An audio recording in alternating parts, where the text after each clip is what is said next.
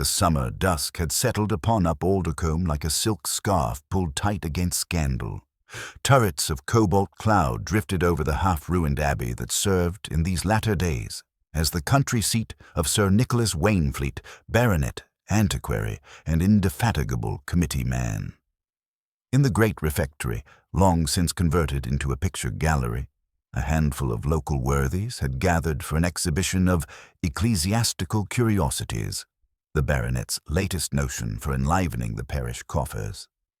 It was all prayer books and pre-Reformation vestments, the sort of earnest display that encouraged gentlemen to linger by the sherry trifle rather than the exhibits. It was, therefore, a considerable inconvenience when one of the guests, Mr. Horace Denby, a solicitor of impeccable dullness, was discovered lying quite dead behind a carved 15th-century misericord.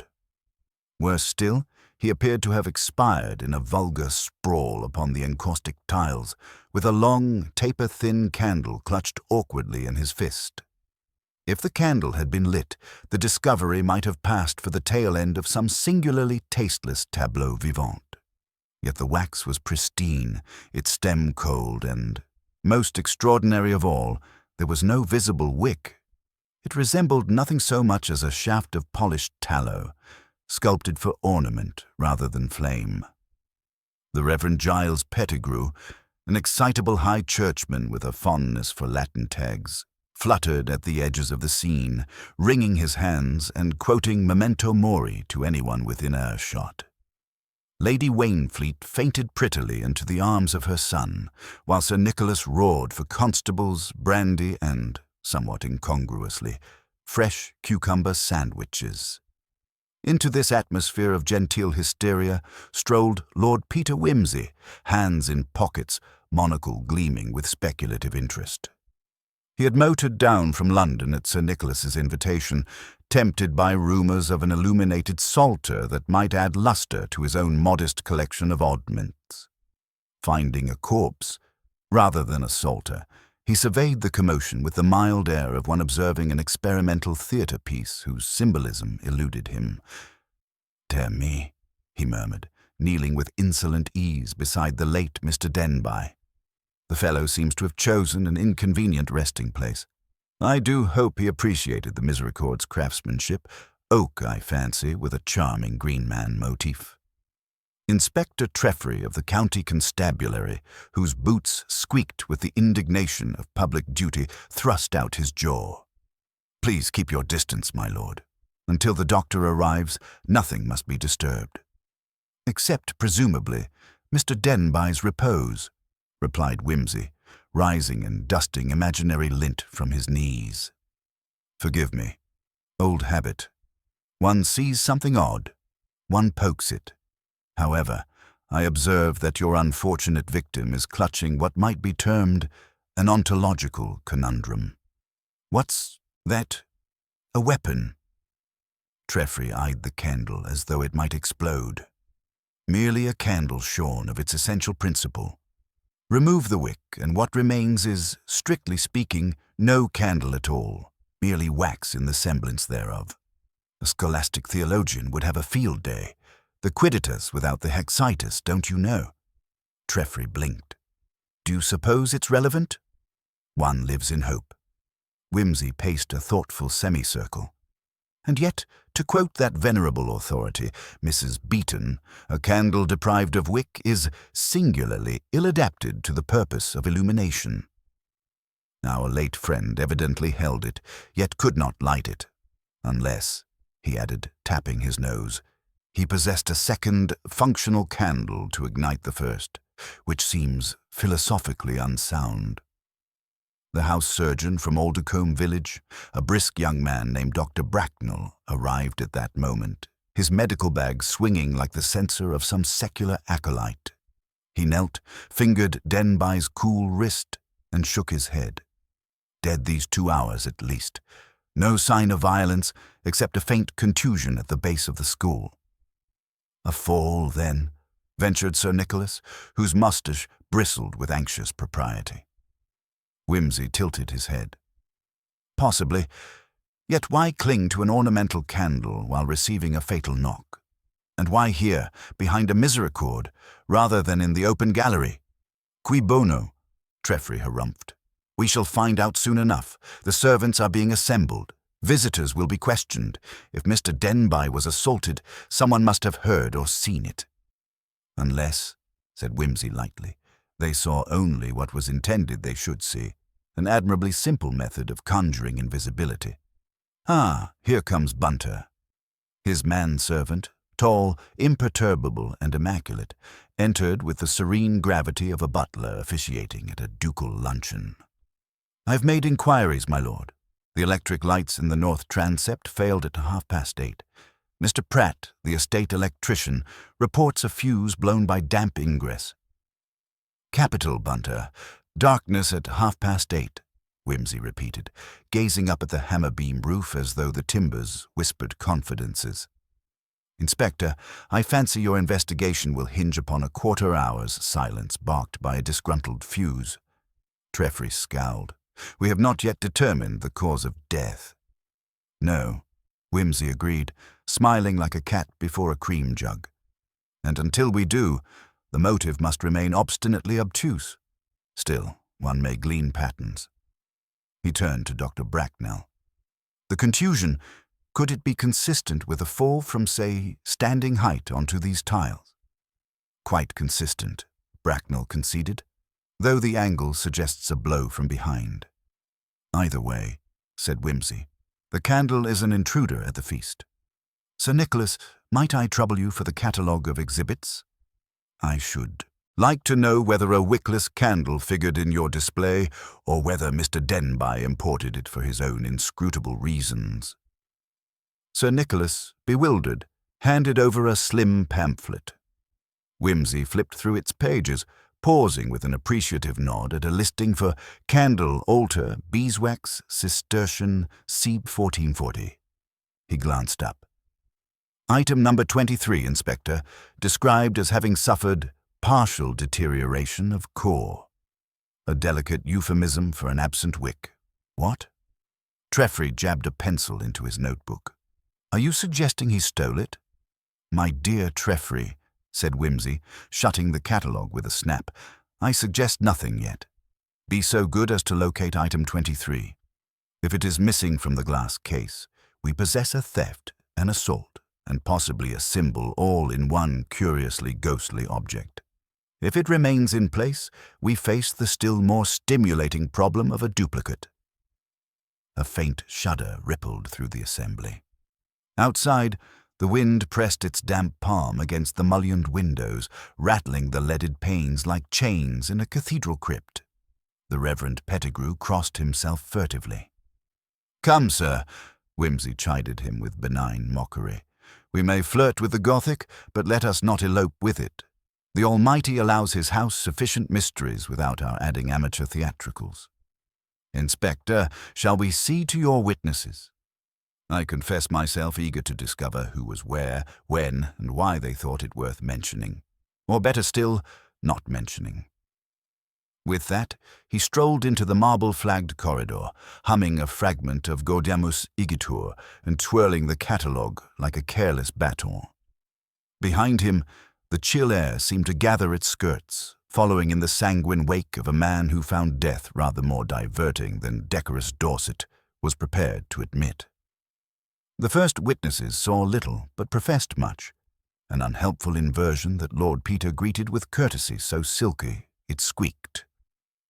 In the morning room, hastily commandeered as an interview station, he established a small court, Inspector Treffry to supply official glowerings, Dr. Bracknell for medical interjections, and Bunter by the window, notebook poised with the tranquil precision of a Victorian surveyor.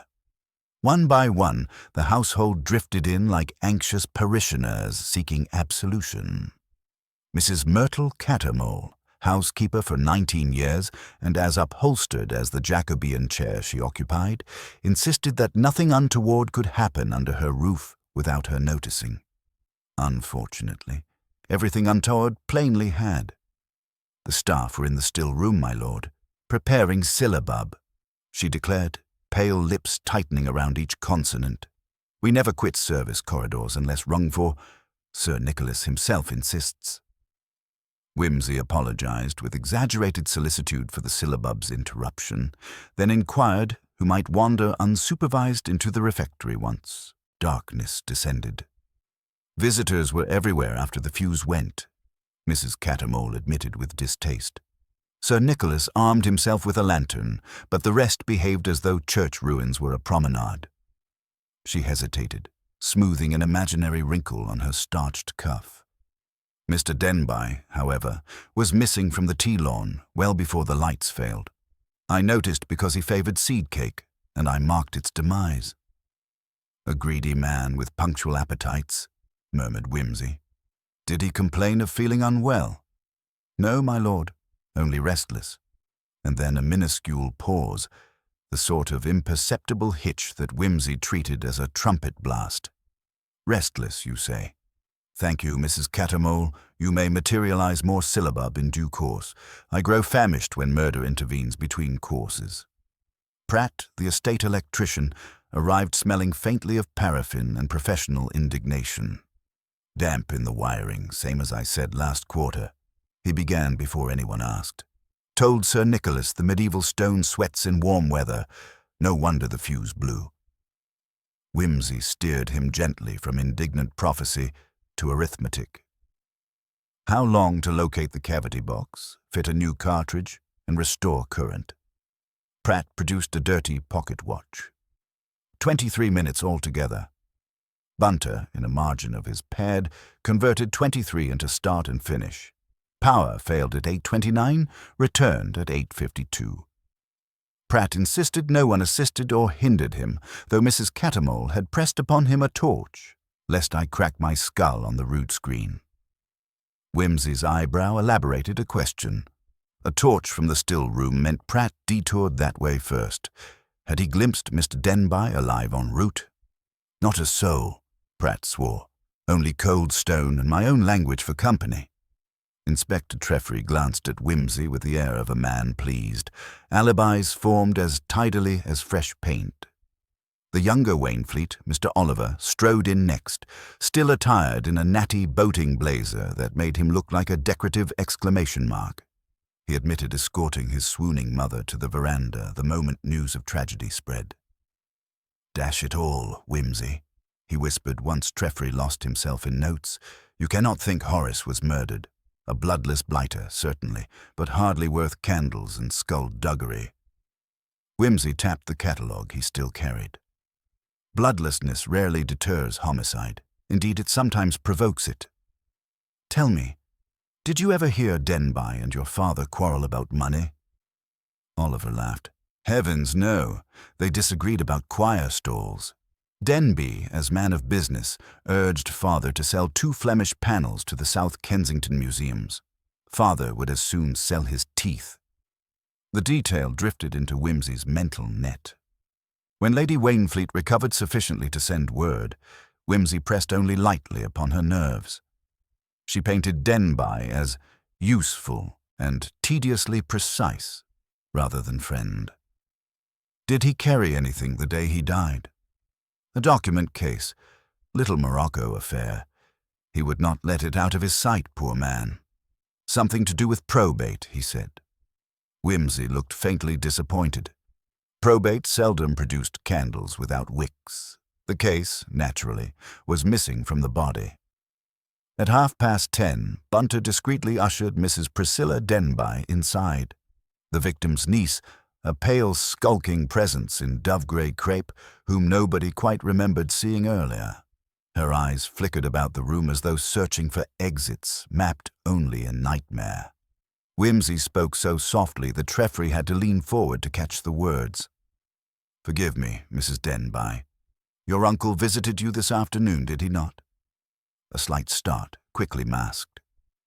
He called at the Dower cottage, yes, about 3. And remained how long? Barely 20 minutes. He seemed abstracted. Whimsy nodded as though hearing a weather report. Did he mention Sir Nicholas's choir stalls? No, my lord. Or perhaps a candle. At this absurdity she stared. A candle? Certainly not. Her hands twisted in silence. Whimsy offered tea. She refused, asked to leave, and fled on a muffled sob the moment he assented. Inspector Treffry snapped his notebook. There you have it. Everybody either in full view or else busy among fuses and mothers-in-law. Denby likely tripped, struck his head, and expired in some misplaced fit of antiquarian zeal. He pointed at the wax cylinder procuratorially. The candle's a relic. He pilfered it. Repentant conscience caught him creeping behind the misericord, lost footing, and bang! Whimsy applauded politely. A pleasingly Protestant moral, theft punished within consecrated walls. Yet I remained troubled by a trifling sum. He unfolded the pamphlet, laid it upon the side table. Bunter, remind me, in the glass display, what lies between items 22 and 24? A pewter pyx, my lord, and a fragmentary rood, Bunter replied without hesitation. Exactly. I inspected the case while Inspector Treffry enjoyed his cigar. Item 23 was present and correct, wickless as billed under a modest flood lamp. Thus Mr. Denby could not have pocketed it earlier, unless he replaced it before dying, which seems perverse, or carried a replica. Whimsy plucked from his jacket 2 wax crumbs sealed in an envelope. These adhered to Mr. Denby's cuff, not beeswax, but a cheaper paraffin composite. Do observe, Inspector, Sir Nicholas's candle smells faintly of honey. Our fragments do not. Ergo, Denby held an imitation. Someone wished him found with a fraudulent relic in hand, thereby implying theft. The question is why? Treffry swallowed frustration. Very well. Suppose it was planted. We still have a knock to the skull and an accident. Then we must inspect the geometry of accident. Whimsy rose, leading the party across echoing corridors back to the refectory, now sealed with twine and county constables. In the lantern glow, the misericord crouched like a carved goblin over Denby's absence.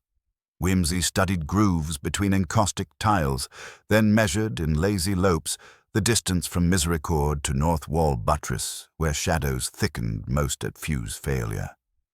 Bunter produced a tape measure as though conjured. At 13 feet 10 inches, Whimsy halted. Dr. Bracknell, would a stumble carry a man this distance? Bracknell crouched, considered the head height of the misericord projection. Unlikely. He'd strike the bench first, bruise shins, not the occiput. You'd need impetus. Precisely, Whimsy said. Impulsion from another, or a fall from a height. Where, then, the height? He turned his monocle upon the dim triforium overhead, a narrow gallery once used by monks for secret perambulations. Pratt, summoned, swore the stair to that level had been blocked since 1911. Yet blocking for an electrician implied mere inconvenience, not impossibility. Whimsy discovered a panel of oak trellis newly swung inward. Dust beyond lay disturbed in a sinuous trail broad enough for a man. Up the spiral step they went, Whimsy leading despite Treffry's protests. Midway, he paused, finger tracing the stone where damp lichen lent treacherous slipperiness. "Bunter," he called down, "fetch your camera." Bunter's reply echoed assent. Upon the gallery, lamplight revealed a parapet flared outward just above the misericord's position. Whimsy knelt, measuring again. A body toppled here would fall clean onto the tiles below, if encouraged. 2 sets of footprints dented the fine dust, one broad-soled, hobnailed, the other narrow, smart. Pratt's boots matched the former, but he had confessed to no such expedition. Whimsy knuckled the air thoughtfully. "Inspector, interview anyone with access to outdoor workmen's shoes. Gardeners, stable boys, indeed Sir Nicholas's charity carpenters." Treffry fumed. "And the narrow prints?" "Likely Denby's. Observe the short stride, contemplative progression of a timid man coaxed forward." Whimsy's lamp swung over a cluster of squashed petals, fragments of dried rosemary, their scent releasing a crisp bitterness. He pocketed one stem. An archivist's herb, traditionally used against book moths. Sir Nicholas stores his parchments above the library, not here. Yet Denby's document case was doubtless generous with rosemary as natural repellent. Thus he ascended carrying his business and was propelled downwards, case retrieved by his guide. Back downstairs, Pratt stammered that no ladder reached the blocked gallery. Anyone wishing elevation required the partition eased. Whimsy thanked him and privately counted 3. Pratt owned tools and resentment, Sir Nicholas passion for relics, Oliver youth and agility. Motive remained enveloped. He dispatched Bunter to draw maps of all ground-floor passages, with particular emphasis on the interval of darkness, while he himself strolled toward the dower cottage where Mrs. Priscilla Denby brooded under curfew of grief. The moon, freshly risen, outlined the cottage in silver as though inviting conspiratorial confidences. Whimsy knocked. Priscilla opened, cheeks blotched with tears she no longer bothered to restrain. In the cramped parlor, among antimacassars embroidered with lilies of the valley, she produced a small iron key and laid it on the table. "Uncle gave me this at 3, she whispered. "Said I must keep it if anything befell him, to protect my mother's memory." She almost flinched at her own temerity, as though the admission risked divine retribution.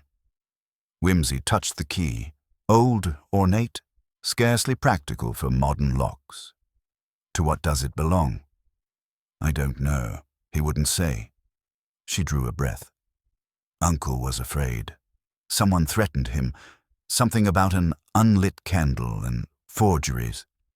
He laughed at first, then grew frightened. I think he wished to confess something but dared not." Her voice broke.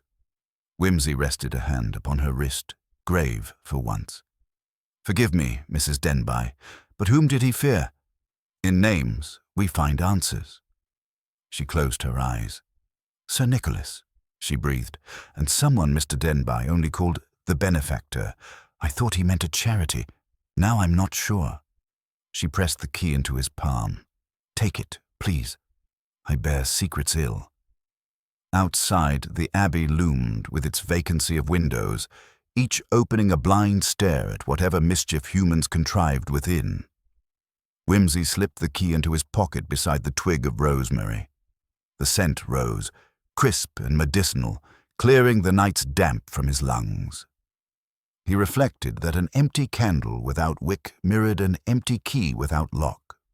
Symbols of something withheld, of function denied.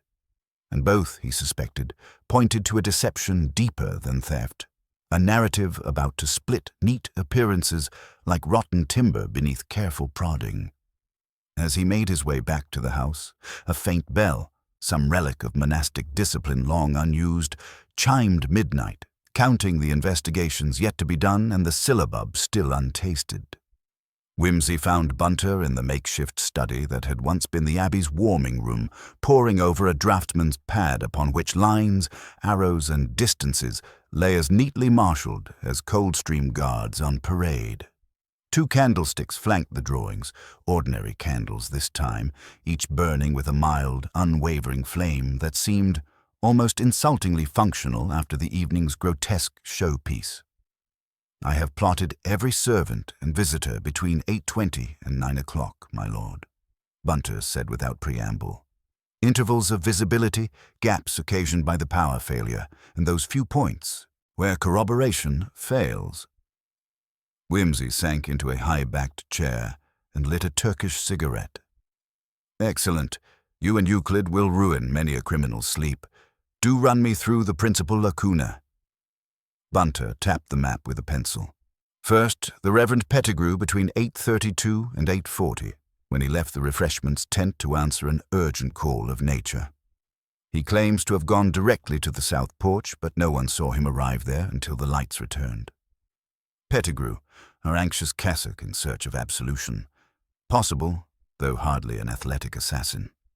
Whimsy exhaled a thoughtful plume.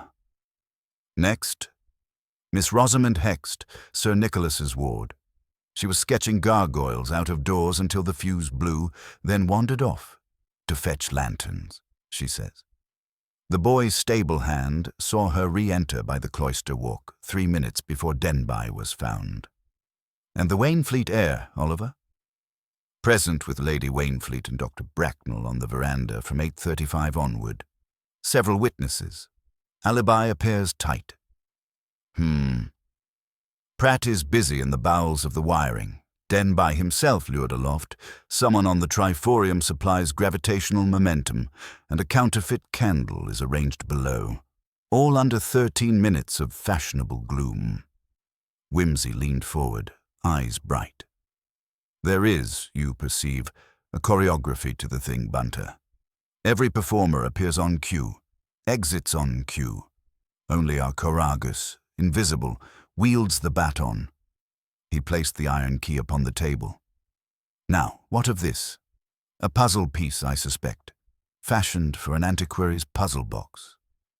Bunter inspected it with the reverence of a jeweler weighing a rare gem.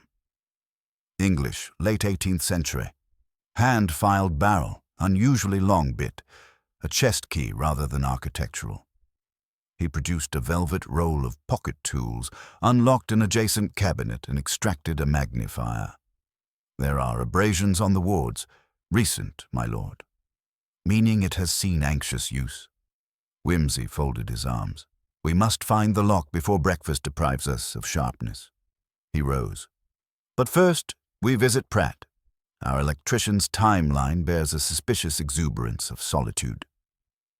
Pratt maintained a bunk in the western range, among smelling salts of solder and coiled flecks. He greeted Whimsy's midnight intrusion with red-rimmed eyes and protestations of fatigue. "Tell me, Pratt," Whimsy began, removing a bulb from his pocket and rolling it across the workbench. "Do you recognize this?" Pratt squinted. "From the north transept flood lamp by the look. That one blew. Yet here it lies unshattered. Curious." Whimsy held it to the lamplight. "And look, filament intact. It never blew at all. I found it beneath the misericord, wedged in a crevice like a cast-off clamshell. Someone removed a working bulb to ensure darkness, replaced the fuse with a spent cartridge, and left you to take the blame." Pratt's jaw slackened. "I only mended what was bust, I swear." "Of course. But consider, friend Pratt, whoever sabotaged the lighting also ascended the triforium. They must have planned the blackout to coincide with Denby's guided tour of the heavens."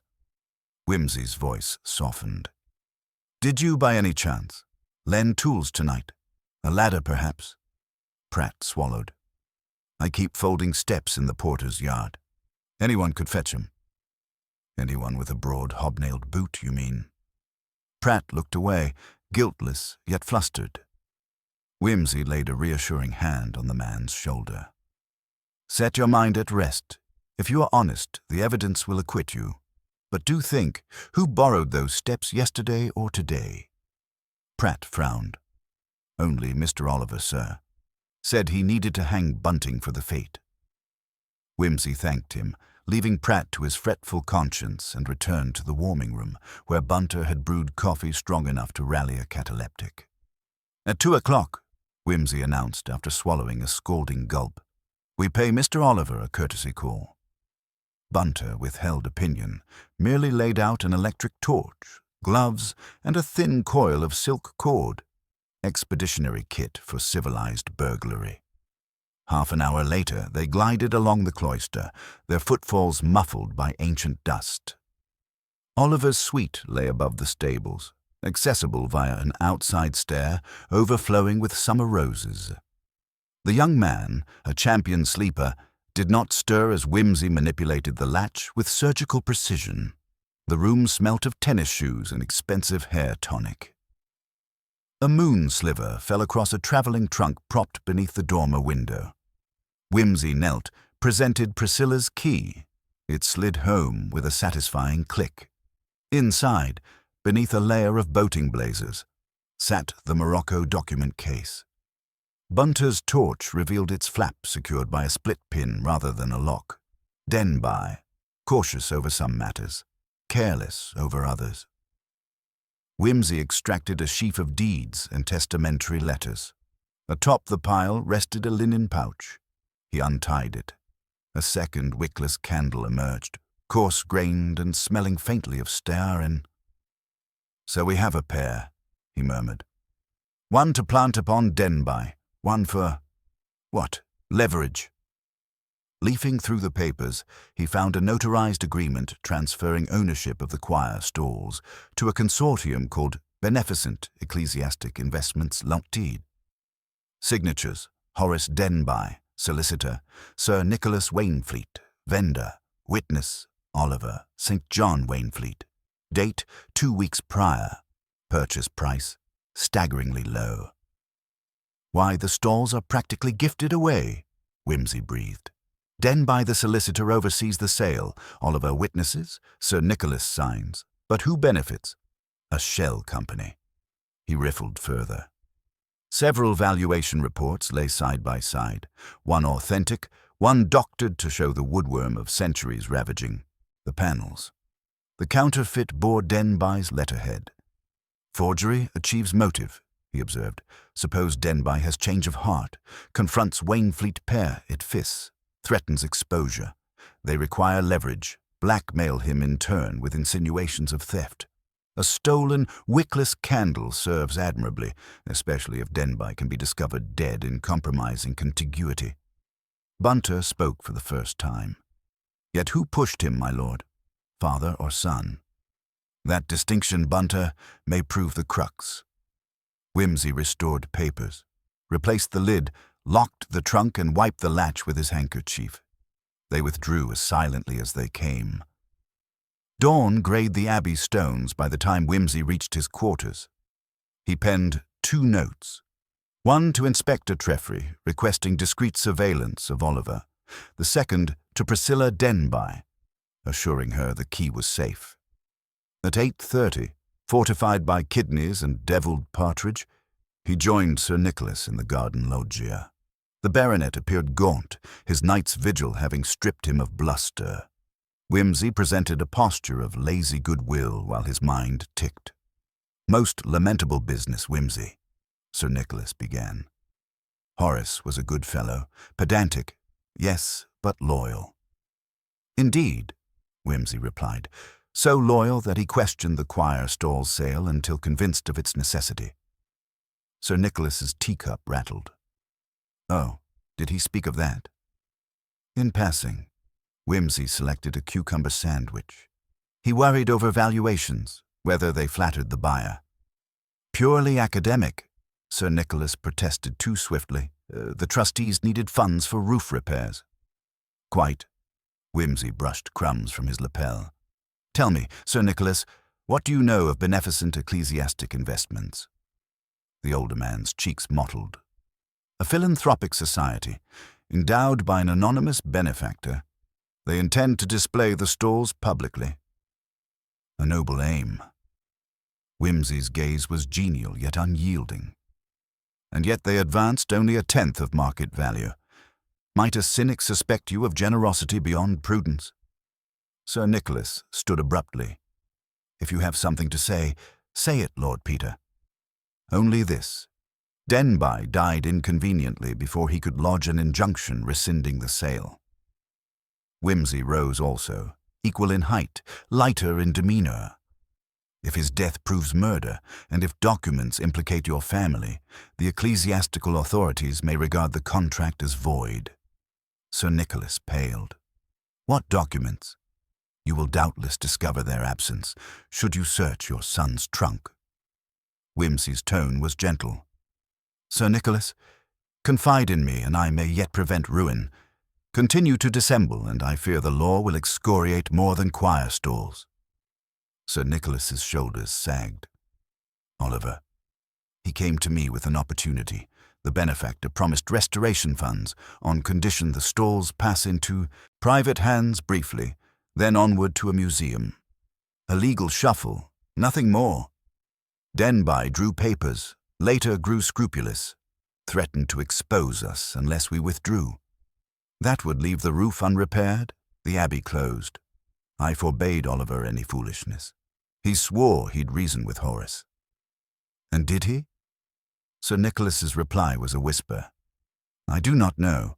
We quarrelled before dinner. He left. I have scarcely seen him since. Wimsey inclined his head. If Oliver acted impulsively, we must temper justice with truth. Will you trust me? The baronet nodded, defeated. Wimsey went directly to the stable yard, where Oliver, pale and tight-lipped, was supervising a groom. The young man attempted a jaunty salute. Wimsey forestalled it. A word, old fellow. He steered Oliver beneath the archway where a broken gargoyle dribbled rainwater. I've examined Denby's case. 2 candles without wicks, 1 brittle deed and a forged valuation. A tidy triad, but incomplete without motive and means. Help me to supply them. Oliver's bravado shattered. I never meant harm, he blurted. Denby threatened to ruin father, said the trustees would prosecute. He demanded we void the sale. I wanted time, I thought, if I frightened him, by staging a theft, planting a faked relic, whispering that prosecution for sacrilege awaited him. Oliver nodded miserably. I told him to meet me on the gallery, to retrieve the candle, talk sense.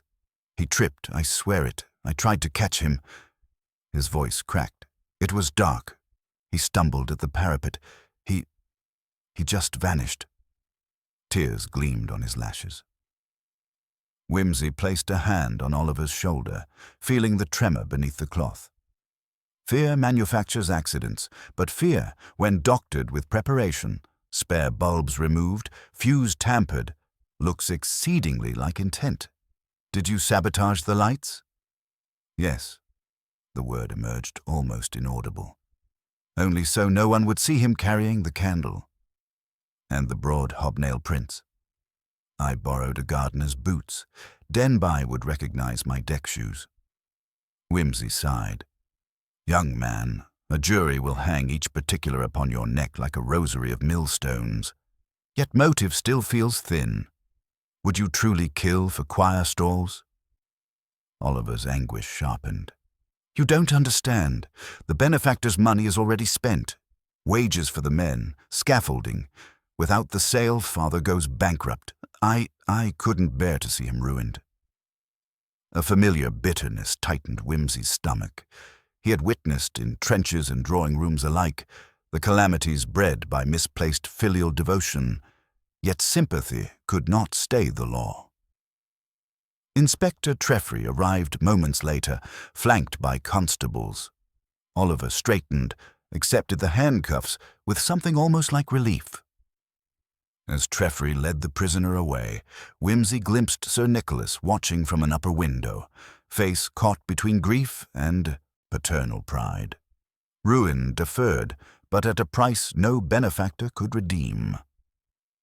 Wimsey turned, eyes drawn east where sunlight pierced cloud, gilding the abbey's weather-worn spire. In that clean light, the stones appeared less haunted, the gargoyles mere caricatures stripped of menace. Yet within the refectory, a misericord awaited, mute record of a fall that might have been a push and of a candle that never meant to shine. Bunter approached with Wimsey's hat. A tragic resolution, my lord. Only provisional, Wimsey answered, settling the hat at its rakish angle.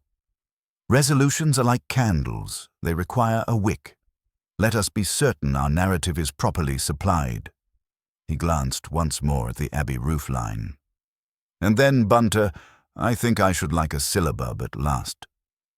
When the constable's footsteps had faded beyond the yard, Wimsey stood quite still, experiencing that curious hush which sometimes follows a thunderclap. The ear, having been stunned by noise, now discovers patterns too faint to hear in ordinary clamor. Something within the pattern of Oliver's confession rang the wrong note, like a bassoon trying to imitate a flute. He removed his monocle, polished it with a wisp of chambray, and felt the nagging certainty grow. If Oliver had truly intended nothing worse than a theatrical fright, why 2 counterfeit candles? 1 might incriminate, 2 suggested insurance, or a bargain not yet settled. And why should Denby have carried rosemary in his document case unless he anticipated opening it among book-eating insects? hardly a likely hazard on a night of parish fundraising. The threads refused to knot.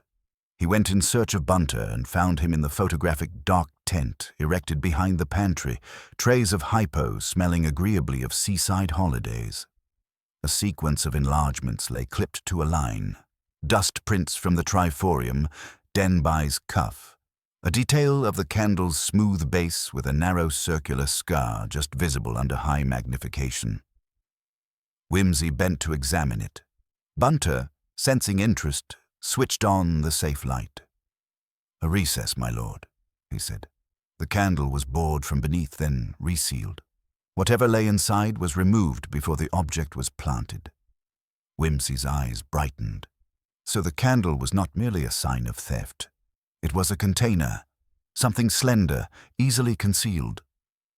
Which of our dramatis personae trades in hollow trophies?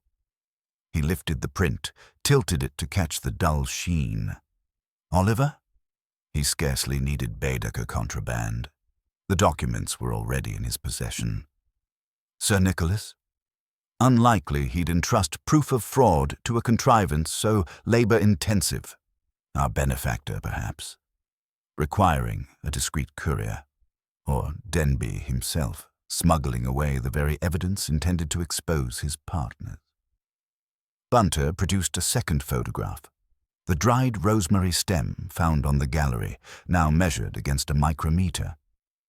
The leaves were impregnated with camphor gum, my lord. A common archival technique, yet excessive for ordinary deeds. Camphor masks other odors, particularly the smell of beeswax. Whimsy's fingers drummed the table. Denby meets an unknown party before the fete. Secretes something inside a bogus relic, is lured upstairs and dies. Oliver stages the blackout, yet arrives too late to prevent a fatality. Who, then, relieved the candle of its cargo? Whoever reached the body first in darkness would have the chance. A soft footstep disturbed the passage. Miss Rosamond Hext appeared, her sketch pad clasped to her chest as though it might shield her from accusation. The safe light painted her face carmine. "Lord Peter," she said in a shaky whisper, "I must speak before the police return. I saw— well, I'm not certain what I saw, but I think it matters." Whimsy offered a chair. She shook her head, nerves fluttering. "I'd gone out for lanterns, as I told the inspector, but on the way back I stepped into the herb garden for lavender. The scent calms me. From there I could see the south windows of the refectory. In the darkness, just after 8:40, a light flickered high up, like a small torch or match, then vanished. 10 seconds later, something fell. I heard the impact. There was no cry, only a thud. Another minute passed before the gallery windows opened again, and a figure slipped down the stair turret. The silhouette was tall, thin, with a slight stoop. Her eyes appealed for guidance. It was not Mr. Oliver. He's broader in the shoulder. And not Pratt the electrician. He carries his head like a bull. Whimsy's mind skipped to the Reverend Pettigrew, whose cassocked stoop and nervous shoulders matched the description. Yet Pettigrew had professed a digestive pilgrimage to the south porch. Digestive, indeed. "Miss Hext, you are certain it was 8:40? I looked at my watch because the bell was due to ring for Compline. The Abbey keeps the old monastic hours for tourists, you know. I remember it precisely." "Then the timeline shifts," Whimsy murmured. "Denby is already dead by 8:40. Oliver's sabotage cannot precede the fatal push it follows, which means someone else extinguished the flood lamp first in order to operate unseen. Oliver only prolonged the darkness." Rosamond bit her lip. "Should I tell the inspector?" "In due course. For the moment, prudence dictates discretion. Would you do something for me instead? Sketch, from memory, the posture of that shadow, every particular curve. Artists notice what linguists bungle." She agreed, and Bunter escorted her to a better-lit room. Whimsy stepped out into the courtyard, where morning sun striped the flagstones. Across the lawn, the Reverend Pettigrew paced beside the sacristy door, brow furrowed in an agony of prayer or calculation. Whimsy crossed to him. "An early devotion, parson?" Pettigrew jumped. "Ah, Lord Peter, my thoughts were restless. Villainy within consecrated walls is a grievous assault upon the spirit." "Indeed," Whimsy replied mildly. "Tell me, have you encountered a society of beneficent ecclesiastic investments? Their concern for cocooning church furniture in private vaults strikes me as, well, insufficiently sacramental." A flush mounted the cleric's thin cheeks. "I know little of their affairs, save that they funded roof repairs in 2 parishes I once served, by purchasing choirs and reredos and shipping them abroad. A curious philanthropy." Pettigrew's hands twisted in his sleeves. "Better the stones be saved than the carving mold away. We walk a valley of compromise, my lord. But some compromises breed murder." Whimsy studied the man's slim shoulders and remembered Rosamond's silhouette. "Where were you, precisely, when the fuse blew?" The reply came rehearsed. "On my way to the South Porch convenience. I suffer from an unpredictable stomach, yes, you said. Yet Miss Hext saw a glow in the triforium while you were, shall we say, indisposed. Your canonical knowledge would grant easy access to every stair in this abbey. Moreover," he held up a finger, "it was you who delivered a Latin tag concerning memento mori at the scene, a phrase commonly used by medieval scribes to preface secret missives." Pettigrew's composure cracked. "You are making me an ogre, Lord Peter, when I am only a frightened man." He glanced about. "I will not speak here." Whimsy nodded. They entered the vestry, cool and redolent of incense. "I acted for conscience," Pettigrew began in hollow voice. "Sir Nicholas's greed imperiled a heritage meant for public devotion. The benefactor is no charity. It is a consortium strip-mining churches for continental collectors. Denby and I discovered the true buyers last month.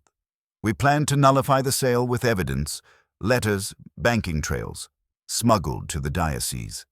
Denby insisted on secrecy until all was beyond reach of malice. He concealed the packet inside the candle. Rosemary and camphor masked the scent from dogs. Last night he meant to slip the relic to me after the exhibition, whereas I should spirit it to London on the midnight train." His shoulders sagged under invisible weights. "I waited on the gallery. Denby climbed, carrying the candle. Before we exchanged a word, someone shouted from below. He startled, lost balance. I reached, but his sleeve tore away. He fell. I dared not descend by the stair while lanterns still flickered, so I remained in shadow. A moment later, Oliver Wainfleet blundered up, boots clattering. I concealed myself behind a pillar. He found the dropped candle, prized out the packet, and ran. When I finally reached Denby, his pulse was gone. Terror mastered me. I fled by the cloister." Whimsy's eyes half closed, evaluating. "So you handled neither fuse nor bulb?" "No, I carried only a lucifer to signal Denby. When I saw the electrician's torch below, I quenched it. Yet the evidence is gone. Oliver removed it, then hid candle and papers in his trunk. That explains his panic.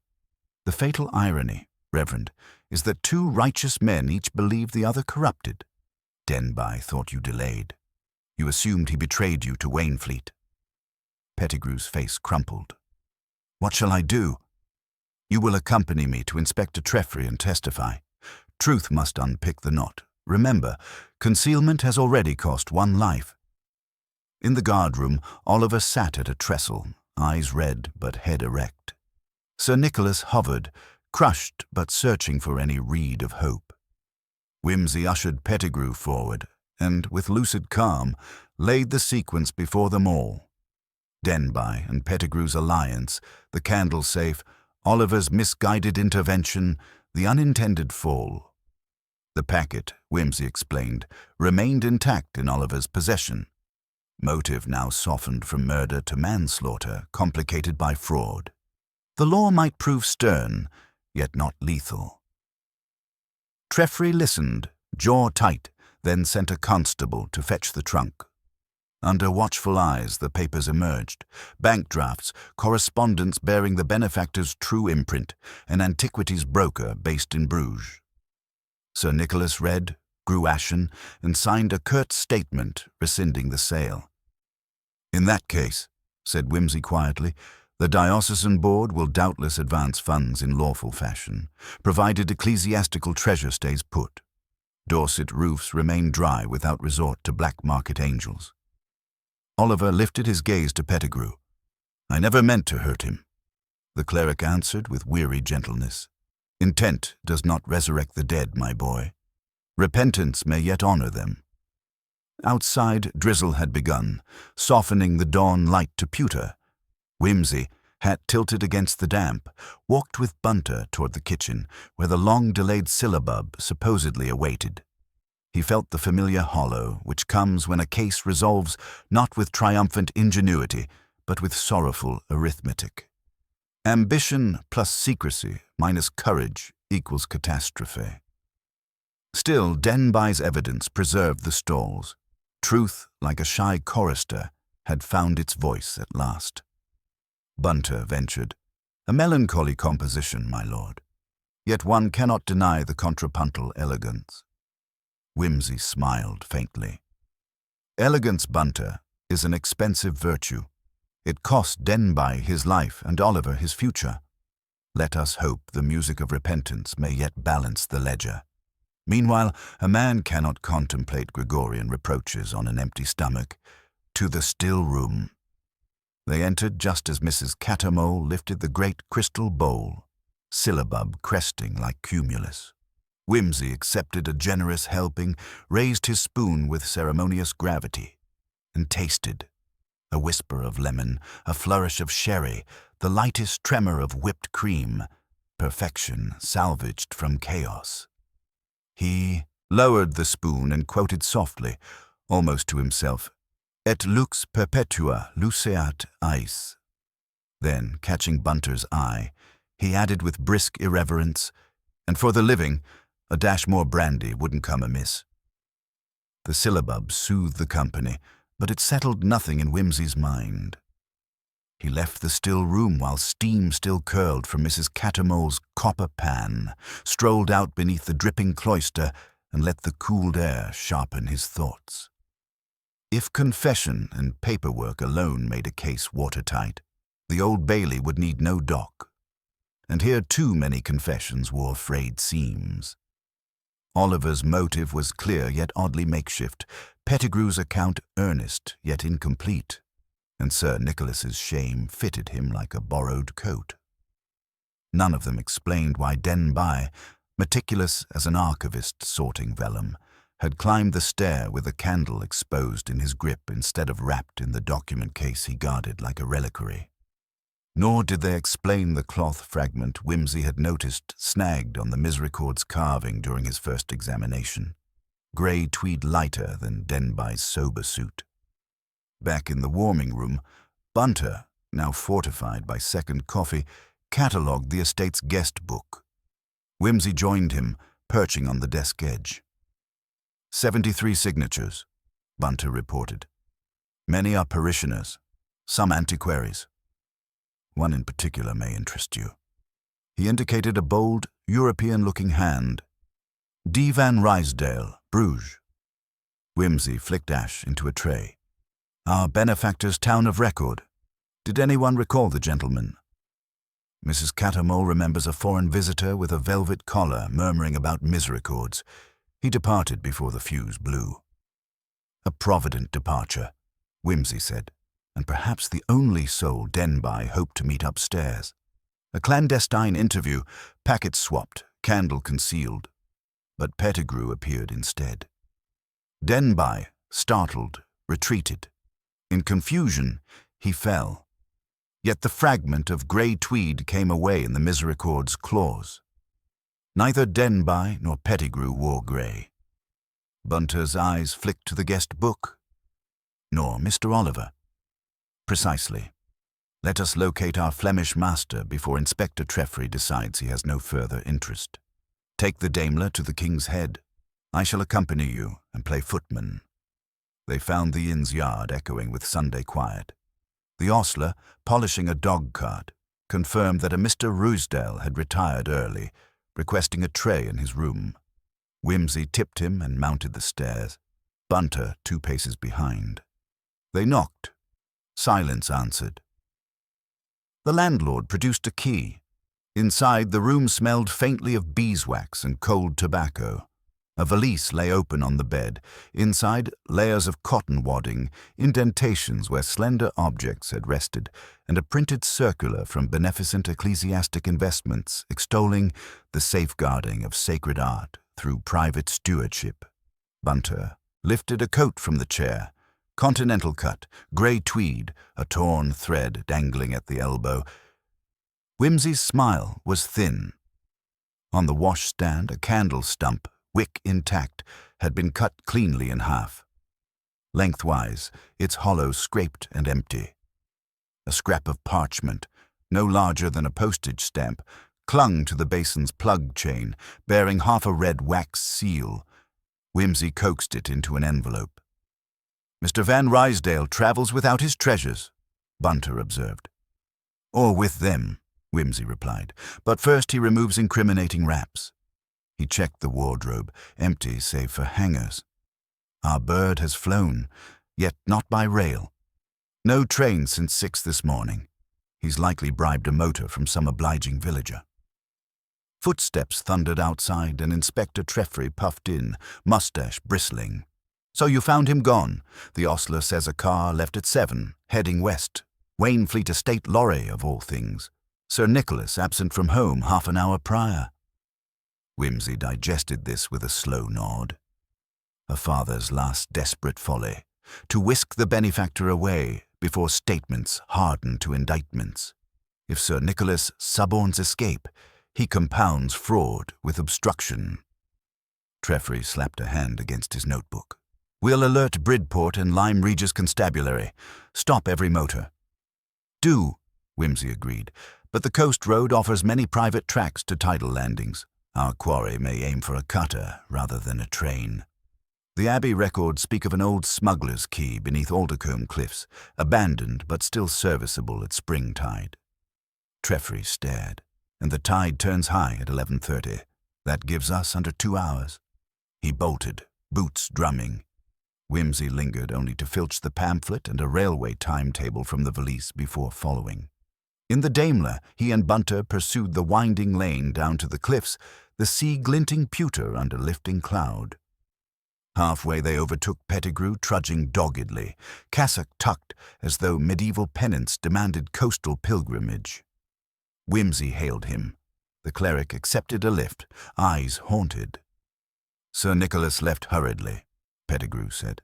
"I fear some rash course." "Your fears are distressingly prescient," Whimsy answered. At the cliff top, the lane narrowed to ruts. They left the car sheltered by brambles and advanced on foot, moving single file through gorse until they glimpsed, far below, an arc of shingle where waves hissed. A dark motor lorry stood by the lip of an improvised wooden slipway. Beside it, Sir Nicholas paced, his grey head bare to the wind. Near him, a tall, stooped figure, Ruysdael, argued in strained undertones. Treffry had arrived with 2 constables from the opposite headland, revolvers drawn but discreet. Whimsy gestured for patience, then led Pettigrew down the zigzag path cut by smugglers 3 centuries before. Pebbles and weed slid treacherously. Salt spray snatched at conversation, so they crept within 20 yards before voices grew distinct. "Said no death would come of it," Sir Nicholas was protesting. "You promised a simple exchange." Ruysdael's English was precise and cold.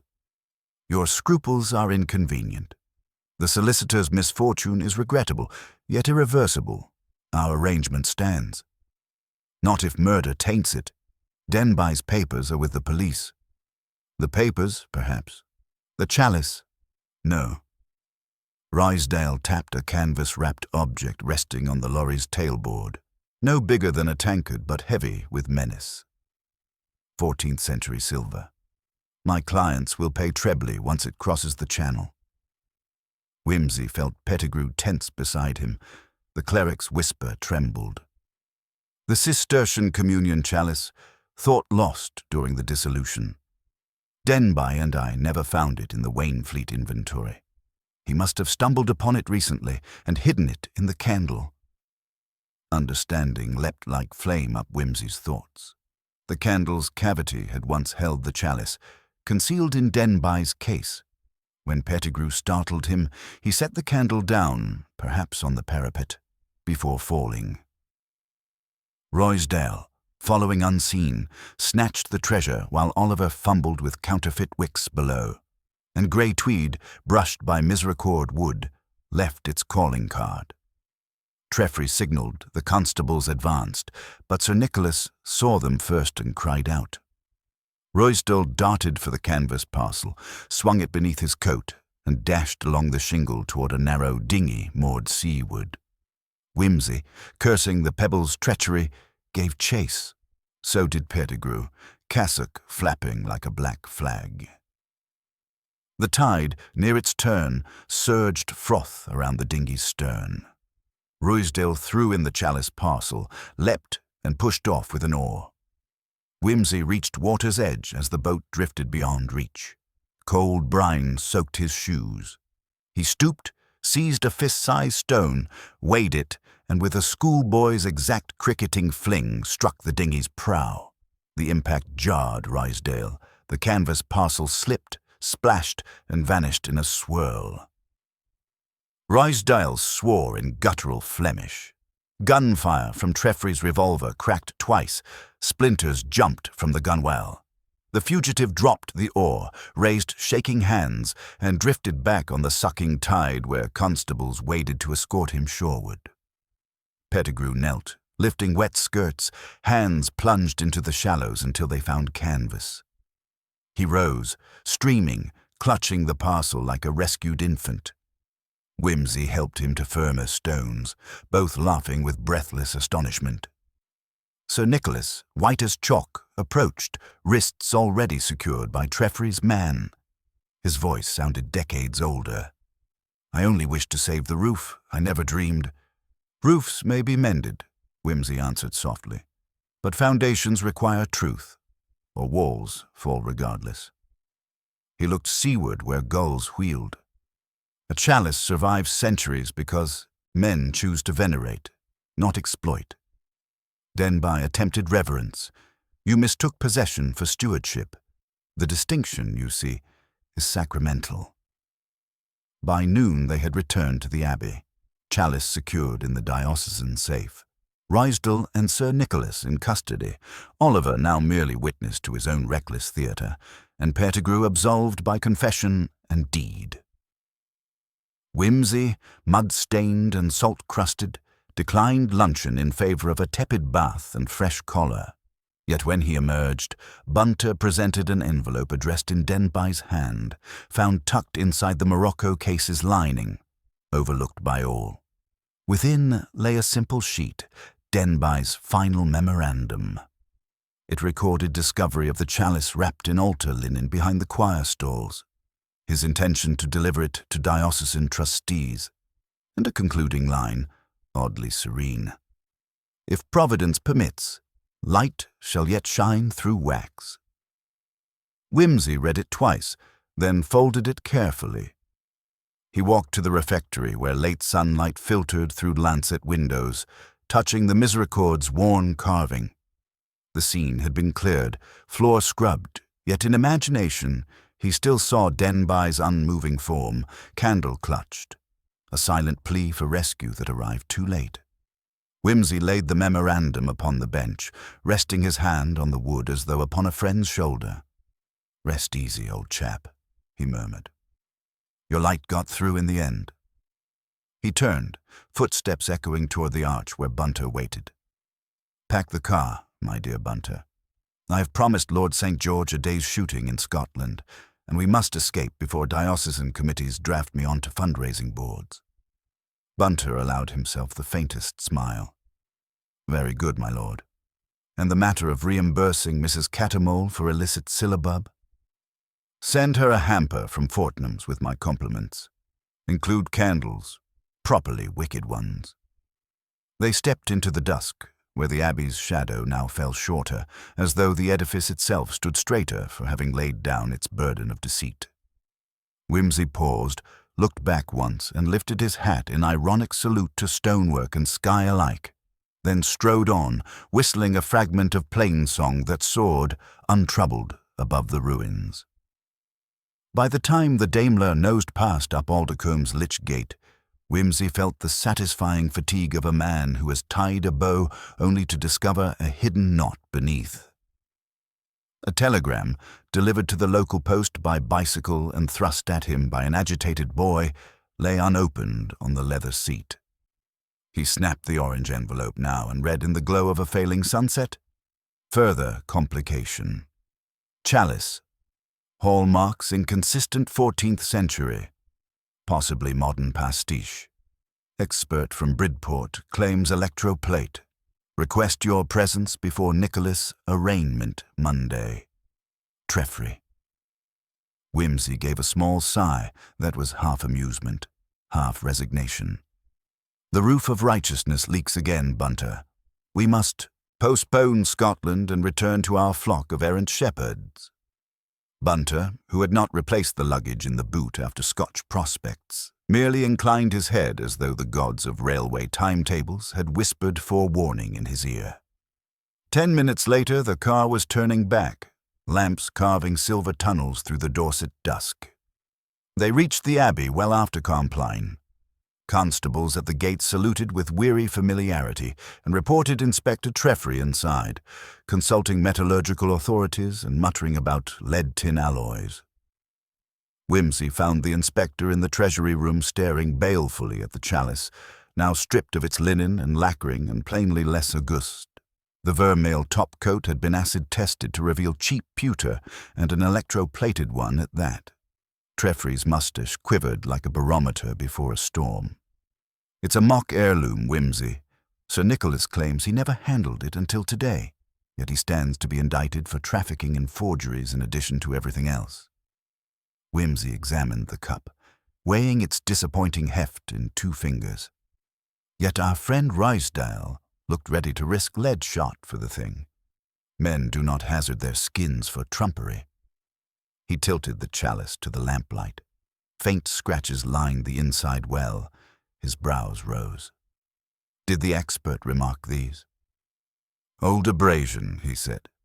"Someone careless with a scourer. Someone more careful than you think." Whimsy motioned for a slender probe from the laboratory tray and slid it into the cup. The probe met resistance 1/2 inch above the base. "A false bottom, Inspector. Soldered flush, then plated. What lies beneath it might interest the exchequer more than any medievalist." He worked quietly until the disc lifted, revealing a velvet-lined cavity scarcely wider than a sovereign. Inside sat a wafer-thin gold coin, its surface embossed with a lily-crossed design and dates in Roman numerals. Treffry whistled. "Plantagenet Angevin. Real enough? Even a pawnbroker would blush at the weight." Whimsy folded his handkerchief about the coin. Our chalice was never the prize, merely a courier case for these smaller jewels. He touched the scratches again. Denby had begun prizing, hence the marks. Rysdale knew, Pettigrew suspected, Sir Nicholas remained duped. And Oliver, well, our young conspirator mistook stage properties for treasure. Bunter appeared in the doorway. "Forgive me, my lord. Mrs. Denby requests an audience. She has driven herself from the dower cottage."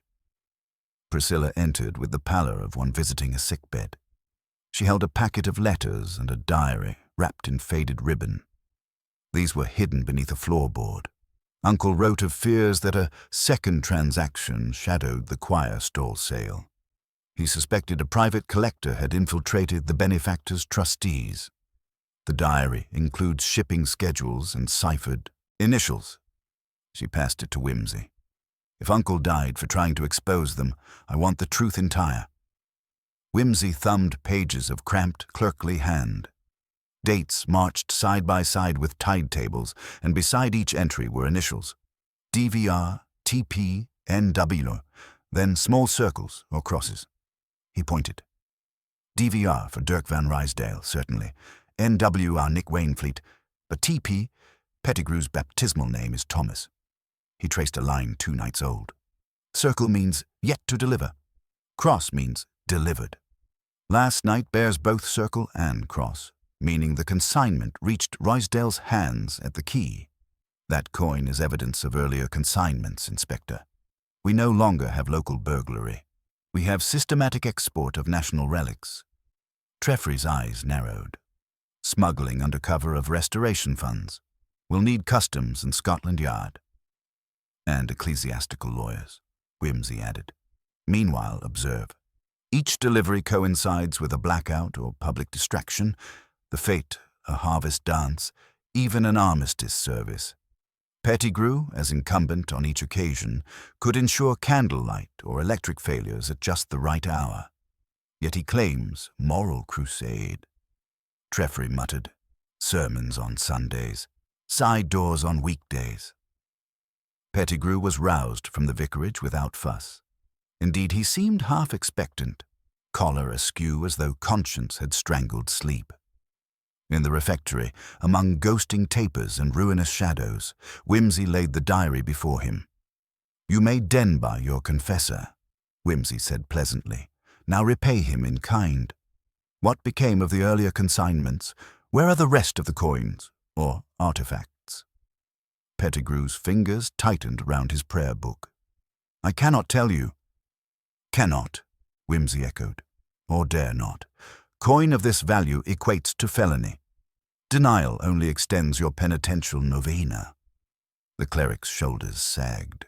You will misunderstand. I gave them to the poor. The poor of Bruges? No. Pettigrew's voice cracked.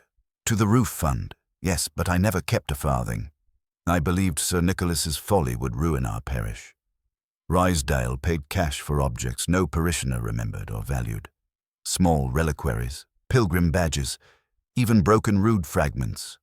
I blinded myself to the sin. And when Denby unearthed the chalice, far from broken, you realized the scale of sacrilege and recanted, Whimsy supplied. But black market angels seldom forgive desertion. Tears stood in Pettigrew's eyes. I sought to sever ties. Denby urged confession. We arranged the candle ruse to smuggle the chalice and coin ledger to the bishop. I thought them still inside the candle when he carried it up. Rysdale must have plucked them out before Pettigrew arrived, Treffry growled, and Denby walked into a trap baited with his own stratagem. Whimsy turned to the priest gently. Were any diocesan official aware? The archdeacon received an anonymous tithe envelope 3 months ago. Gold coins. He queried me. I prevaricated. Last week I wrote admitting my fear, but naming no names. Whimsy nodded to Treffry. Fetch the archdeacon's letter. It will corroborate remorse. He faced Pettigrew again. Now, the surviving coin hoard must still pass through local hands before sailing abroad. Where? Rysdale keeps a storehouse in Weymouth, near the disused fish dock, Pettigrew whispered. A crate marked icons sails Tuesday on the tramp steamer St. Marguerite. Treffry snapped orders. A constable sped to telephone headquarters. Whimsy, however, retained his mild poise. There remains a smaller matter, Reverend. Guilt for Denby's death. You startled him, yet Rysdale's elbow delivered the blow. The law may temper judgment, but it cannot ignore participation. Will you surrender your ledger, your receipts, your conscience entire? Yes, Pettigrew said, and his face, though ravaged, held relief. The inventory seized at Weymouth 2 hours before tide confirmed everything. Icons chipped for concealment of Byzantine coins. Parchment folios sliced to hide ingots, and beneath sawdust, a row of alabaster saints with cavities gouged into hollow chests. Among them lay 3 more Angevin lilies identical to Whimsy's find. Rysdale, confronted with the trove and Pettigrew's testimony, abandoned auteur and wrote a full confession in multilingual capitals. Sir Nicholas, informed through counsel, broke down, agreeing to recompense the parish with remaining estate revenues. An act of penance unlikely to spare imprisonment, but welcomed by the villagers, who had watched their roof fund transmogrify into scandal. Oliver, bailed on lesser charges of obstruction, was spirited to relatives in Hampshire to await the assizes. His last letter to Whimsy contained contrite gratitude and an earnest request for reading lists on ethics. It was shortly before dawn when Whimsy and Bunter at last returned to their borrowed rooms. Rather than collapse into bed, Whimsy unpacked the hamper destined for Mrs. Cattermole, retrieved one honest beeswax taper, and placed it in the Abbey's ancient iron stand. He lit it himself, watched the wick kindle to steady radiance, and contemplated the nave where scaffolding already rose like penitential ribs. The flame trembled, illuminating motes of dust that drifted in slow choreography, a reminder that even holiness suffered housekeeping. "Odd Bunter," he murmured. "How criminal enterprise so often begins with the impulse to preserve. An antiquary vows to save a chalice from obscurity, a priest to save a roof from rain, an heir to save his father from bankruptcy. They become curators of their own downfall." Bunter, packing camera plates, replied with quiet precision. "We English are a nation of collectors, my lord. We dislike to see things go to waste, even in hell. Yes, and so we barter relics against conscience in a bazaar that never closes." Whimsy's voice, though light, held an undertow of weariness. Still, a candle properly lit illumes more honestly than any gilded counterfeit. He glanced at his watch. 5 o'clock. Choristers would gather soon, their plainchant rising in ancient vaults once more. Whimsy doffed his hat to the empty choir, as though bowing to unseen monks who had kept vigil long before the era of forged hallmarks and electroplate. Then he turned away, ready at last for sleep and, for tomorrow, the slow paperwork of justice. Outside, dawn flared coral above the Abbey's wounded tower, and the single flame burning in the nave seemed to join its glow to the widening sky, faithful to its modest office, light, warmth, and the honest promise of a wick that would burn true until morning bells declared the night's long puzzle finally, mercifully, solved. Whimsy had scarcely collapsed onto the narrow campaign bed when the chill of linen met his fevered temples and cured any hope of immediate oblivion. The Abbey bell on cue tolled prime. Its iron tongue echoed along corridors, still smelling faintly of tarred rope and low-tide weed from the night's excitations. Footsteps soon followed, quick and apologetic. Bunter appeared, silhouette outlined by sunrise. "Begging pardon, my lord, but the telegraph office insists upon personal delivery." He proffered another orange envelope, thin yet threatening as a rapier slipped into a glove. Whimsy forced stiff limbs upright and ripped the crease. The message, dispatched from Scotland Yard's Antiquities Division, was brief. Coins bearing Lily Cross, mark registered as looted from Montauban Museum, 1918, smuggled via Channel Islands, Interpol notified. It ended with a professional flourish. "Please verify chalice contents in full stop." He tossed the slip onto the quilt, eyes following dust motes wheeling above plaster. A Parisian lily, not a Plantagenet. Good Lord, Bunter, we've traded eras again. If these trinkets spent the war in the hands of enterprising doughboys, our ecclesiastical scandal balloons into an international embarrassment. Would that necessitate postponing rest, my lord? Bunter asked, with the tone of one unoffended by ironic impossibilities. "I fear so. Scotland Yard will descend by luncheon, and diocesan worthies will want to greet them with unimpeachable ledgers. We must, regrettably, anticipate a further scramble for cover, particularly among those who believe the consignment long untraceable." He splashed water on his face, allowing cold clarity to re-kit his wits, then dressed in a charcoal suit more suited to Whitehall than to Cloister. In the nave, the single taper still burned, though the pool of wax below it, showed how doggedly night clung to its last minute of reign. The sacristan's boy, polishing brass, stared at whimsy with the half-awe reserved for magicians who had made murder vanish but left the scent of sulphur hanging in the air. A brisk wind rattled panes in the warming room where Inspector Treffry hunched over Pettigrew's diary. 2 constables guarded the chalice, which now resembled nothing more than a sullen pewter tankard stripped of self-respect. "Train from Waterloo arrives at 11, Treffry grunted. "They're sending Inspector Miles, fellow who broke the Sophia icon ring." "Splendid choice," Whimsy said, accepting coffee. "We must provide Miles a tidy pageant. Meanwhile, our principal actors have not had opportunity to cross-pollinate their stories. Best keep them separate until statements are signed. Where's Pettigrew?" "In the vicarage parlour, under Sergeant Harker. He's praying and weeping alternately, which keeps Harker awake." "And Sir Nicholas?" "Took ill just before dawn. Dr. Bracknell prescribed chloral. The magistrate will visit him in bed." Treffry's glance contained mixed skepticism and pity. "Chloral or conscience? Both potent sedatives." Whimsy sipped, then added quietly, "Treffry, the Yard telegram links our coins to Montauban. The French will clamour for repatriation. A bishop may quietly accept scandal, yet an archbishop fears newspaper caricature. Expect diocesan lawyers to bury anything with tricolour implications." Treffry's moustache drooped further. "Just when I thought Dorset's worst vice was underdone lamb." Bunter slipped in, murmuring something about a motor car at the gate. Whimsy set down his cup. "Show our visitor in. It should be Miss Hext, come for her morning sketching." Indeed, Rosamond entered, bonnet askew, carrying a portfolio and the tremulous resolve of one determined not to faint. She handed Whimsy a brown envelope.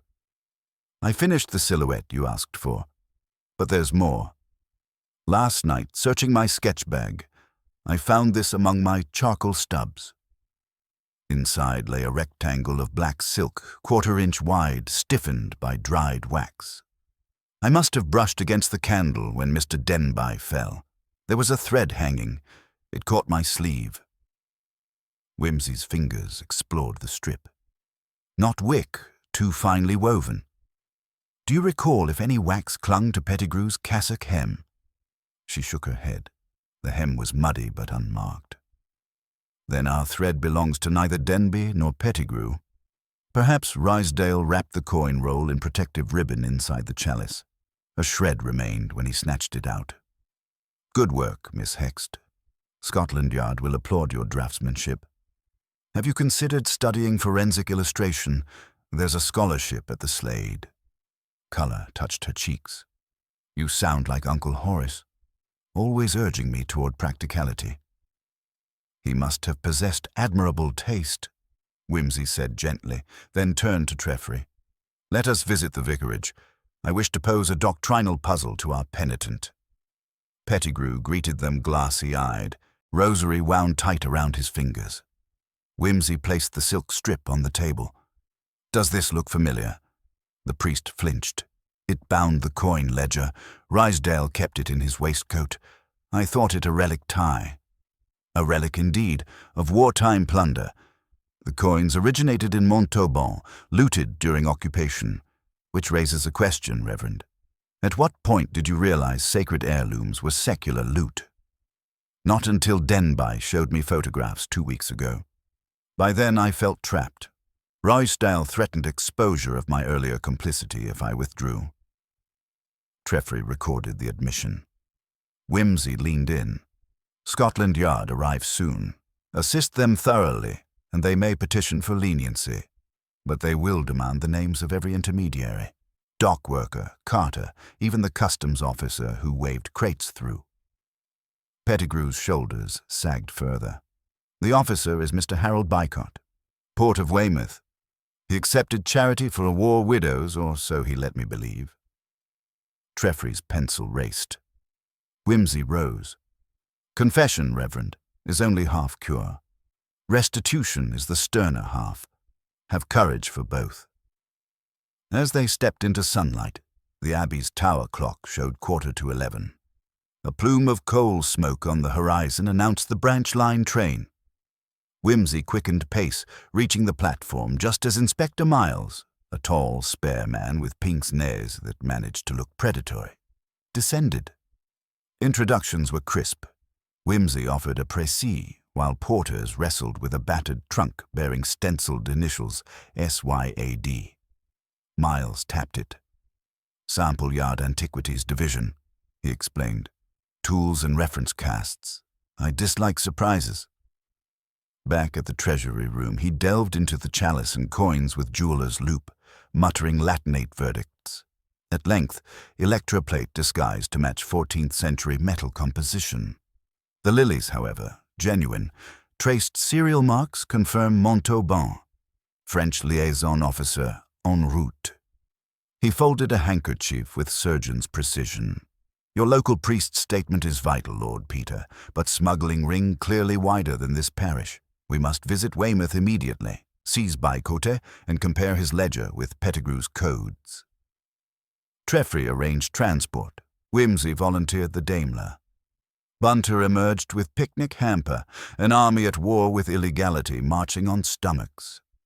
As they motored south through hedgerows now white with hawthorn, Miles reviewed dossiers. "Curious," he mused, "Roysdale's arrest fits a pattern. Dutch courier linked to at least 3 post-war thefts, always posing as philanthropic advisor to cash-strapped parishes. Yet his employer remains faceless, a person known only by cipher BV. BV, Whimsy echoed, staring at lanes unspooling ahead. Those initials resemble Van Rysdale's reversed, but that seems too coy. Could be Latin, Benedictus Vindex, or simply a banker's monogram." Miles shrugged. "We'll interrogate Rysdale once extradition hangs over him." At Weymouth docks, a grey swell slapped pilings. Customs office windows rattled in gusts of channel wind.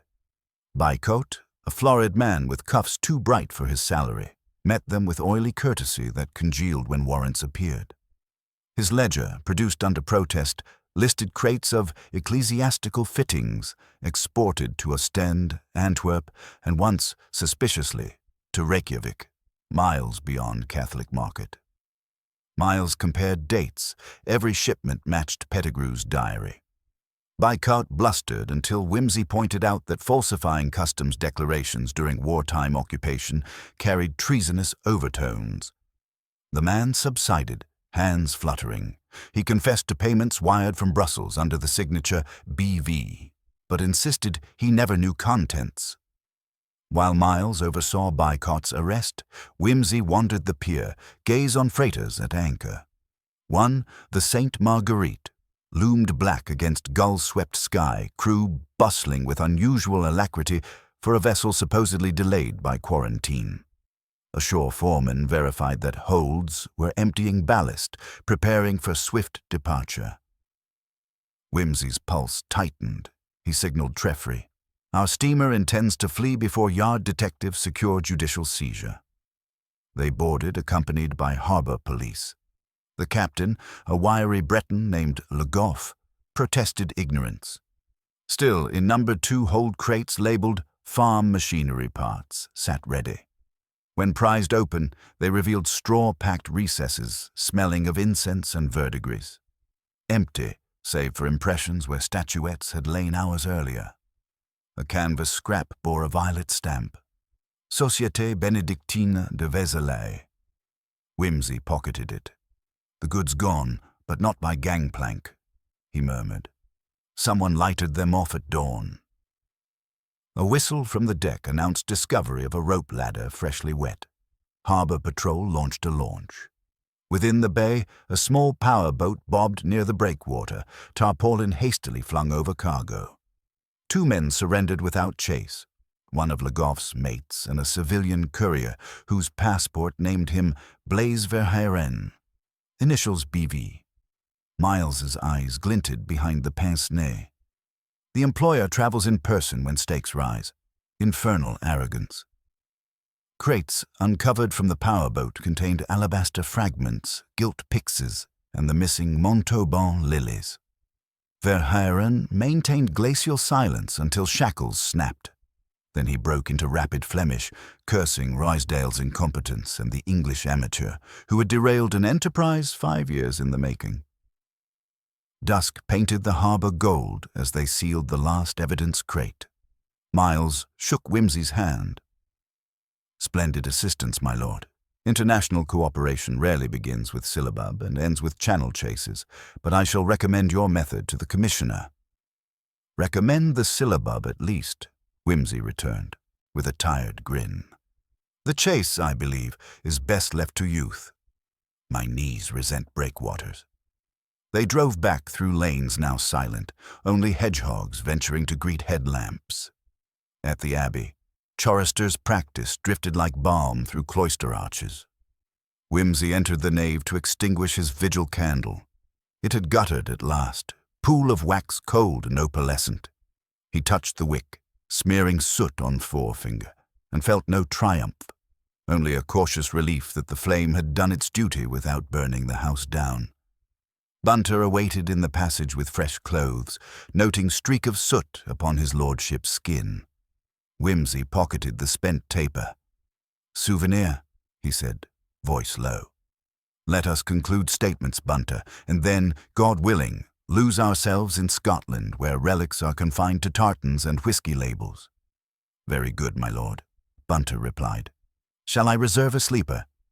"Reserve two, and pray no ecclesiastical treasures erupt en route. I've grown weary of waking in the shadow of stolen chalices." Together they moved toward the warming room's lamplight, where affidavits waited like quiet absolutions, and the ebb of scandal began its long, methodical retreat. Sleep proved as elusive as Scotch grouse. 2 in the morning found Whimsy still at the Abbey window, watching clouds unravel across a milk-blue moon, while the oak beyond the cloister creaked like a ship at anchor. Inside the warming room, Inspector Miles snored politely over Bycourt's incriminating ledger.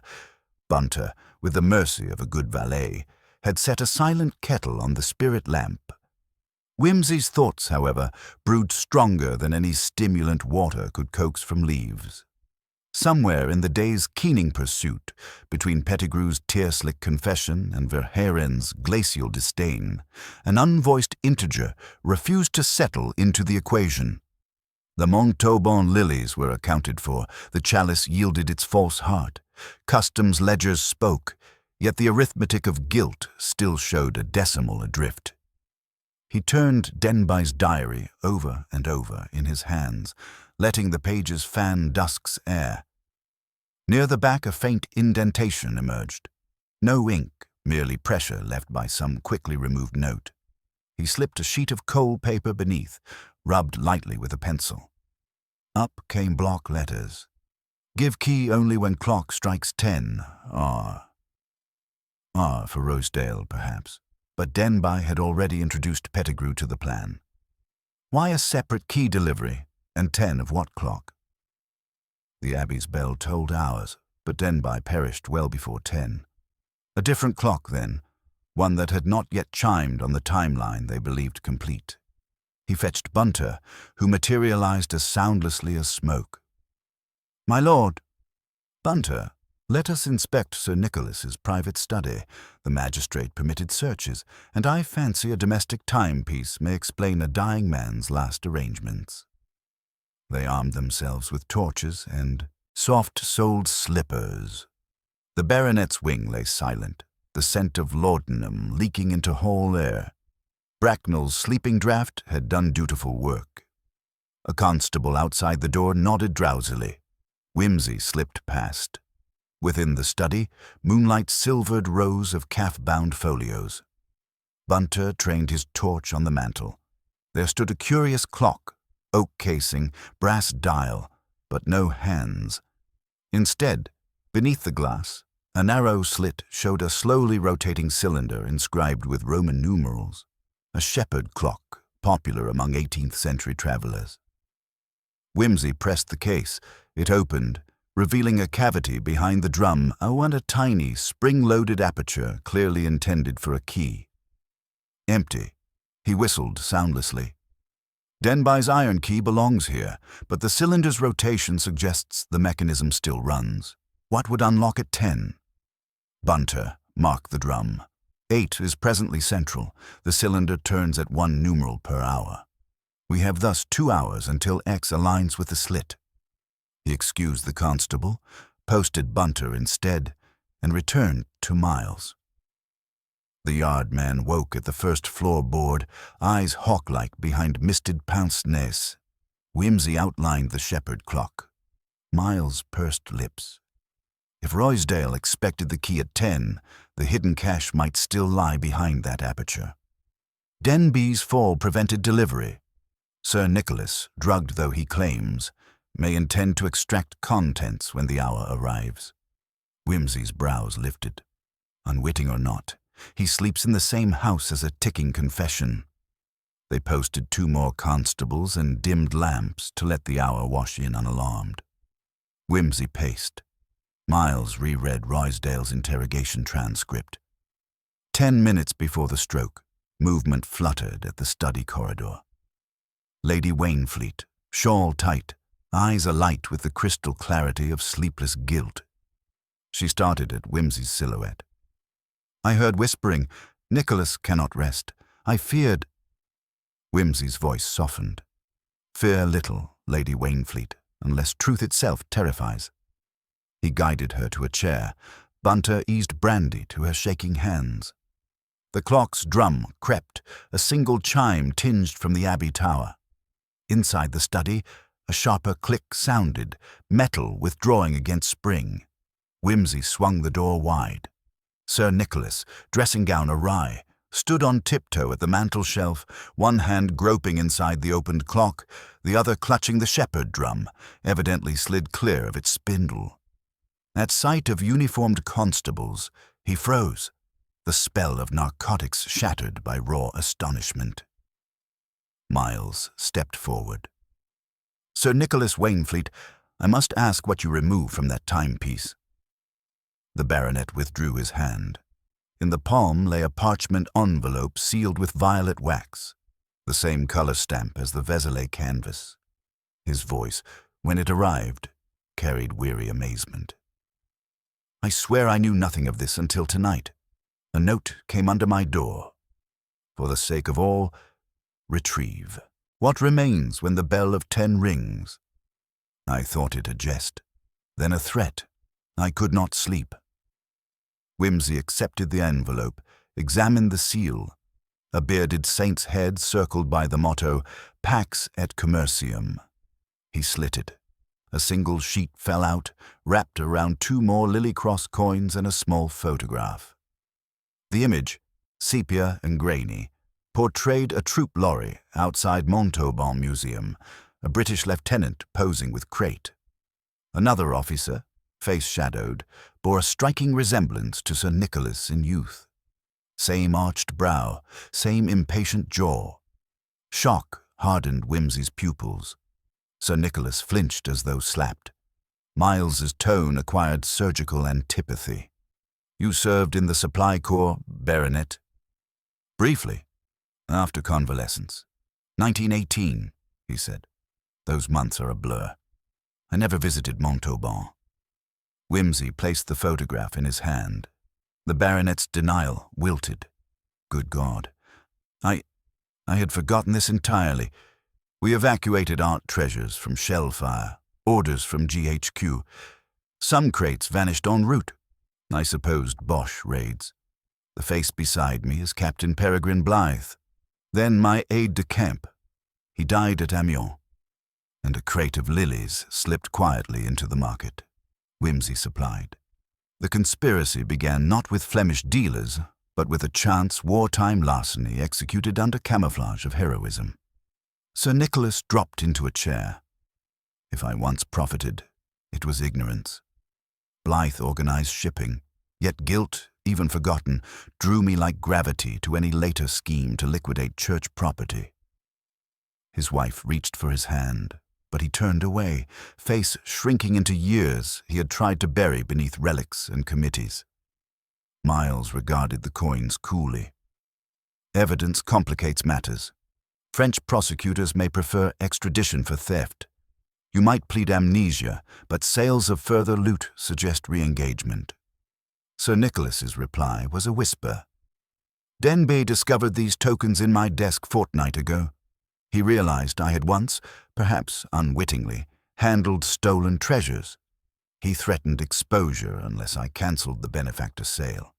I refused, foolishly, too many checks already signed. He planted the envelope in the clock, told Roysdale a final delivery awaited. Then he planned to yield it to the bishop after I confessed. But I never did. Nicholas cowered till the last. Tears stood in curious awe at his own confession. Lady Wainfleet's voice rose in sudden steel. Nicholas, if conscience failed you then, find courage now. Free our son. Tell these gentlemen Oliver knew nothing of wartime shames. Her words struck true. Sir Nicholas straightened. Yes. Oliver believed only in roof repairs. He must not pay for sins twice his age. Miles exchanged glance with whimsy, then nodded to the constable. We will amend Oliver's charge sheet to reflect ignorance of primary conspiracy. Though obstruction remains, the court may show mercy. Sir Nicholas bowed his head, as though sentence already read. Through the corridor window, dawn crept pink and uninvited. Whimsy led Miles to a corner away from grieving family. If Peregrine Blythe orchestrated the original theft and is conveniently dead, Ruysdale likely bought the stock from Blythe's heirs, who then set up the benefactor facade to liquidate remaining plunder. Sir Nicholas's minor indiscretion became the lever for major extortion. A lever now broken, Miles said. With Verhaeren, Bycoat and records seized, the racket will crumble. Still, we must confirm chain of custody from 1918 to present. May I request copies of Blythe's service file? Whimsy promised introductions at the War Office. The yardman offered a firm hand-clasp. Your nose for unfinished business does credit to criminology, though hell on sleep. One does what one can, Whimsy murmured, particularly when conscience signs one's paycheck in sleepless hours. At noon, a telegraph from London brought welcome simplicity. Interpol accepted British custody for suspects until formal extradition. The diocese's solicitors agreed to public auction of certain non-consecrated estate pieces to cover restitution under strict museum oversight.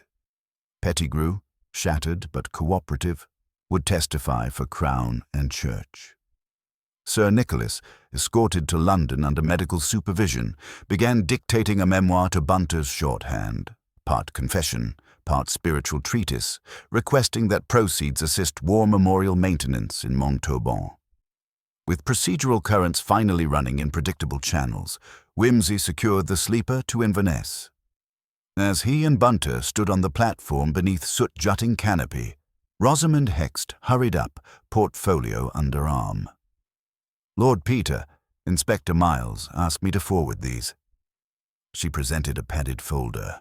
Inside, exquisite watercolor plates showed the choir stalls in situ, every vine scroll and misericord. They'll aid museum restoration, she explained. Whimsy admired the brushwork. Light, precise, affectionate. You'll find the Slade easier than criminal capers, he said. Yet both demand patient line and unstinting curiosity. Write if the trustees mislay your application. She flushed, promised she would, and stepped back as the guard blew his whistle. The train pulled out. Dorset Fields slid away, green patchwork stitched by hedgerows. Whimsy sank into his compartment, watching smoke shadow the carriage windows. Bunter entered with a tray, coffee and a tot of Fortnum's best cognac for fortification. Whimsy raised the cup. To Denby, he toasted softly. A man who died preventing history from joining the somnambulists. Bunter inclined. And to the wickless candle, my lord, illuminating despite its deficiency. At some expense to our repose, Whimsy agreed. He drew Denby's spent taper from his pocket, balanced it between finger and thumb. Through the window, a glimpse of sky revealed the first star, pale above western cloud. He imagined the taper rekindled there, its short glow linking past theft to present amends, and felt a steadying balm. Turning to Bunter, he let weariness at last claim quarter rights over intellect. "Wake me north of York. If I dream of chalices, remind me to order whiskey instead."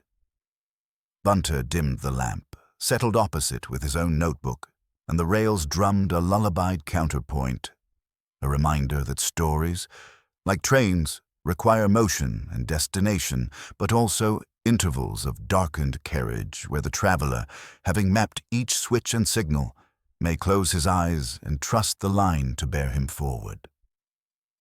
Whimsy slept until the wheels changed music, an almost imperceptible modulation where Midland ballast yields to Yorkshire grit, and woke with a sense that the carriage, like an actor awaiting cue, had paused an instant too long before the next line. Dawn lay pale across the compartment, blotting yesterday's soot from the glass and turning his reflection into a ghostly outline. He sat up, blinked the stiffness from his eyes, and found Bunter already alert, black bag open to produce shaving gear with the same unobtrusive flourish a priest reserves for chalice and paten. "You allowed me 45 minutes past York, Bunter. Conscience pricking?" "Not conscience, my lord. Post." Bunter indicated a buff envelope propped against the water carafe. "Forwarded from Dorset by special wire to the stationmaster at Darlington, who obligingly slipped it aboard." Whimsy slit the envelope. Within lay a single telegraph sheet from Inspector Miles. Verhaeren escaped en route to London. Bycoat claims he handed hotel key to ministry man, calling himself Major Blythe. Possible relation, dead captain. Advise. Whimsy whistled. Major Blythe, dead these 7 years, yet haunting jail vans. Someone is tidying loose memories, Bunter. Indeed, my lord, and our train heads north, not south. We are poorly placed for pursuit. Even so, messages travel faster than men. Miles will close ports and borders. But Blythe, if imposter, may use Scotland as launchpad, fishing smacks for Bergen, whiskey boats to Lerwick. Whimsy rubbed his chin. I once hoped grouse would prove less murderous than chalices. Fate, it appears, has a keen sense of irony. Bunter produced the shaving brush. Will my lord be altering itinerary? That depends on the Major.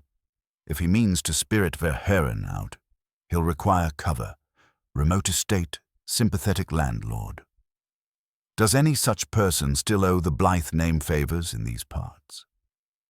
Captain Blythe's family, as I recall, Bunter said, lathering deftly, held a shooting box in Glenfallow near the Morriston watershed, leased to Colonel Geoffrey Blythe, younger brother and, according to Burke, newly returned from India.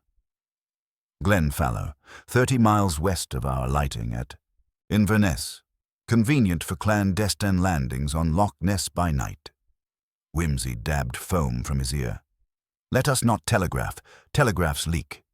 Instead, we shall borrow the railway's admirable punctuality to outflank our quarry. I fancy Colonel Blythe will not expect callers before luncheon. When the train slid into Inverness, the platform stood almost deserted, save for porters yawning into scarves and a florist hawking heather posies. Bunter secured a Humber touring car, whose proprietor, at sight of ready guineas, agreed to part with it for 2 days. They rattled southwest along the Bowley Firth, hills rising like sombre choristers around a stone nave of water and cloud. Whimsy's mood prickled with the taut expectancy of a foxhound scenting unfamiliar spoor. They reached Glenfallow Lodge by mid-morning, a granite rectangle staring stonily across the moor, chimneys smoking with the complacency of old money at breakfast. A landaulet stood beside the porch, Glasgow registration, but in the coach-house, Whimsy spotted a second motor. Dark bodywork, trail of dried mud thick on the tires, license plate hastily wiped, Dorset grit still clinging to the spokes. He exchanged glance with Bunter. Both recognized the Abbey Yard's distinctive red clay. They approached the door. Before Whimsy could lift the knocker, it opened to reveal a tall man of military bearing, mustache clipped to tyrannical brevity. Colonel Geoffrey Blythe. Surprise flickered only a heartbeat. Then he delivered a courteous half-bow. "Lord Peter Whimsy, unless I mistake. My brother spoke of your intelligence work in 17. Do come in. This Highland air discourages prolonged porch parley." Inside, oak beams and hunting prints offered a respectable backdrop. Yet Whimsy sensed tension. Carpets too new, fires overstoked despite mild weather, a footman hovering with the unease of a novice cast in a drama above his station. Blythe gestured to an armchair. Bunter declined, choosing vantage by the sideboard. "To what do I owe the honor?" Blythe asked, pouring coffee with steady hand. Whimsy smiled thinly. "A trifle. A Belgian named Verhaeren vanished from police custody last night, aided, rumor says, by a gentleman styling himself Major Blythe. Your late brother's rank." Sadness warmed Blythe's eyes. "Peregrine's name invites many impostors. Were he alive, he'd be 50, lame in one leg from Cambrai. You'll find no such invalid here." "Comforting," Whimsy said, studying the colonel's immaculate boots. "Yet a motor from Dorset stands in your coach house, one last seen bearing contraband relics. I wonder if its current occupants match height descriptions of Verhaeren's rescue party." Blythe set down the coffee pot with deliberate calm. "You travel armed with grave accusations, Lord Peter. I, however, possess letters from the War Office sanctioning my custody of certain French artifacts. Tokens transferred to our family after official debriefings in 1919. As heir, I may transport them where I will." Whimsy accepted a stiff sheet the colonel produced. The signature, an illegible scrawl, might belong to any bureaucracy. He read, returned it. "Forgive plain speaking, Colonel, but that letter smacks of clandestine arrangements made by your brother to whitewash pilfering. Parliament never authorized private retention of occupied zone treasures. Your document is convenient, yet self-referential. Witnessed indeed by Captain P. Blythe and a now-deceased quartermaster. One questions authenticity." The colonel's veneer cracked. Color rose. "You question my family's honor." "Honor," Whimsy retorted, "is rarely served by false seals and midnight motor runs." He stood. "I must insist upon seeing Verhaeren, if here, and any objects he conveyed." A tension coil wound inside Blythe's jaw. At last he gestured. "Very well. Follow me. But you and the law will regret meddling in affairs arranged 2 decades past to spare good men court-martial." He led them down a back passage to the gunroom. The footman unlocked a door, revealing a windowless space where cases sat on trestles. Verhaeren, wrists manacled before him, occupied a chair, complexion grey beneath bravado. At sight of Whimsy, he spat a Flemish oath. Blythe waved a dismissive hand. "You're fugitive. Safe. I intercepted him only to protect my brother's name. He will surrender once I remove papers tying Peregrine to the Montauban incident. My lawyer arrives tomorrow to effect an arrangement with the French." "An arrangement to exchange documents for immunity," Whimsy guessed. "Precisely. France values recovery, not vengeance. Britain values avoidance of scandal. Everybody wins, except Denby, whose death greased the way," Whimsy said coldly. Blythe's eyes flicked. Brief, but lethal. Collateral tragedy. Whimsy stepped between Bunter and door. "Colonel, understand. Scotland Yard holds evidence enough to indict you for conspiracy and harboring criminals. Cooperate now, and you may plead misguided loyalty. Resist, and regret will outlive your lineage." His voice, though soft, cut like wire through bone. For a moment, Blythe seemed poised to test bluff with revolver, an old soldier's instinct, but the steel in Whimsy's gaze countered. Shoulders slumped. He signaled the footman, who produced a key. Verhaeren's chains fell. Constables stationed outside, summoned by Bunter's earlier discreet signal to local police, stepped in to secure both prisoner and host. While papers were catalogued, Blythe's defiance faded into weary confession. Peregrine, idolized older brother, had indeed smuggled Montauban coins, convincing junior officers the museum agreed. After the war, he feared discovery, stored coins in a shepherd clock gifted to Nicholas Wainfleet for legal assistance. Geoffrey, inheriting debts and honor alike, tried first to silence, then to sanitize. Roysdale promised discreet sale. Denby's rebellion threatened everything.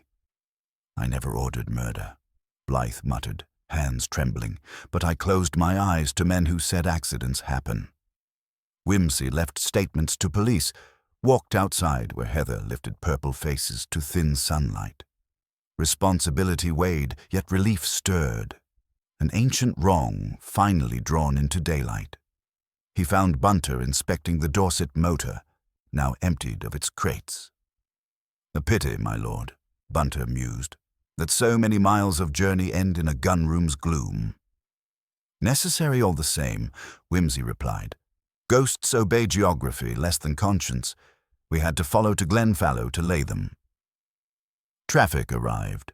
Miles in a hired Vauxhall, Inverness constabulary vans, a small French attaché whose moustache rivaled Treffry's. Formalities filled the afternoon until even paperwork surrendered to hunger. At twilight, Blythe, under guard yet unshackled, stood on the lodge steps as Verhaeren was driven away. He looked at Whimsy, a curious gratitude in grieving eyes. "My brother once said you solved puzzles with elegance. I pray the court sees elegance in mercy." Whimsy inclined his head. "Mercy is the court's prerogative, Colonel. Truth merely holds the lantern." He and Bunter climbed into the Humber, now pointed east for Inverness and southward rails beyond. Rain began to stipple the windscreen. Wipers squeaked their secular kyrie. Whimsy loosened his tie, breathed peaty air tinged with briar smoke from distant crofts. In the gloom, Glenfallow Lodge's windows glowed, as if some ancestor still kept vigil against returning clans. "A pity," he murmured, "that honor so often mistakes silence for loyalty." Bunter, steering with imperturbable grace, replied, "At least, my lord, this clan's ghosts have found archivists of uncommon diligence." Whimsy smiled, eyes narrowing to watch the road ribbon beneath headlamps. "Indeed. And tomorrow, by express miracle, we may finally pursue a grouse innocent of historical irony." He leaned back, letting tires hum elegy and promise alike across wet tarmac. While over distant moor, the last light bled away behind cairn and crag, carrying with it the long shadow of a wickless candle whose glow, for all its poverty, had shown the path home. The rain softened to a drizzle as Whimsy and Bunter descended from the Humber at Inverness Station, the rhythmic patter against the carriage roof a muted percussion to their thoughts. The afternoon's events still clung to Whimsy's mind with the tenacity of a lingering scent. The lodge's dim gun-room, Blythe's reluctant confessions, and Verhaeren's furtive expressions beneath the harsh gaze of his captors. The threads were pulling taut, yet the tapestry was far from complete. As the train rumbled southward, Whimsy folded the documents Blythe had reluctantly surrendered. The French attaché's curt nod during the handover had been a tacit admission of the diplomatic complexities this case harbored. Artifacts spirited away under the fog of war, official complicity cloaked in secrecy, and a man dead before his story could be told, all threaded through layers of deceit like a tangled skein. He glanced to Bunter, who sat across from him with that indefatigable calm, pen poised above a fresh page of shorthand notes. "The Colonel's testimony brings us closer, but several questions remain unanswered," Whimsy murmured. If Peregrine Blythe orchestrated the initial theft and Denby discovered it, what exactly was Denby's motive for resistance? Was it purely conscience, or did the ledger conceal deeper irregularities? Bunter tapped the papers thoughtfully. "Bycoat's ledger, my lord, might hold the key." He seemed frightened of something beyond mere exposure of the benefactor scheme, mentioning coded entries and clients who preferred shadows to daylight. Whimsy nodded. Roysdale's apparent involvement was a partial revelation. If he functioned as an intermediary, then there must be others higher up, perhaps financiers or collectors who demanded deniability. The ledger might name names if only we could decode the cipher Denby feared. The compartment door slid open, admitting a courier who handed Whimsy a sealed telegram. The inspector's name was scrawled on the envelope, no doubt from London. Whimsy broke the seal and unfolded the brief message. By Coates' statements reveal additional clients with international connections. Codes in ledger identified as simple substitution. Prepare for decoding assistance from university linguist. Ah.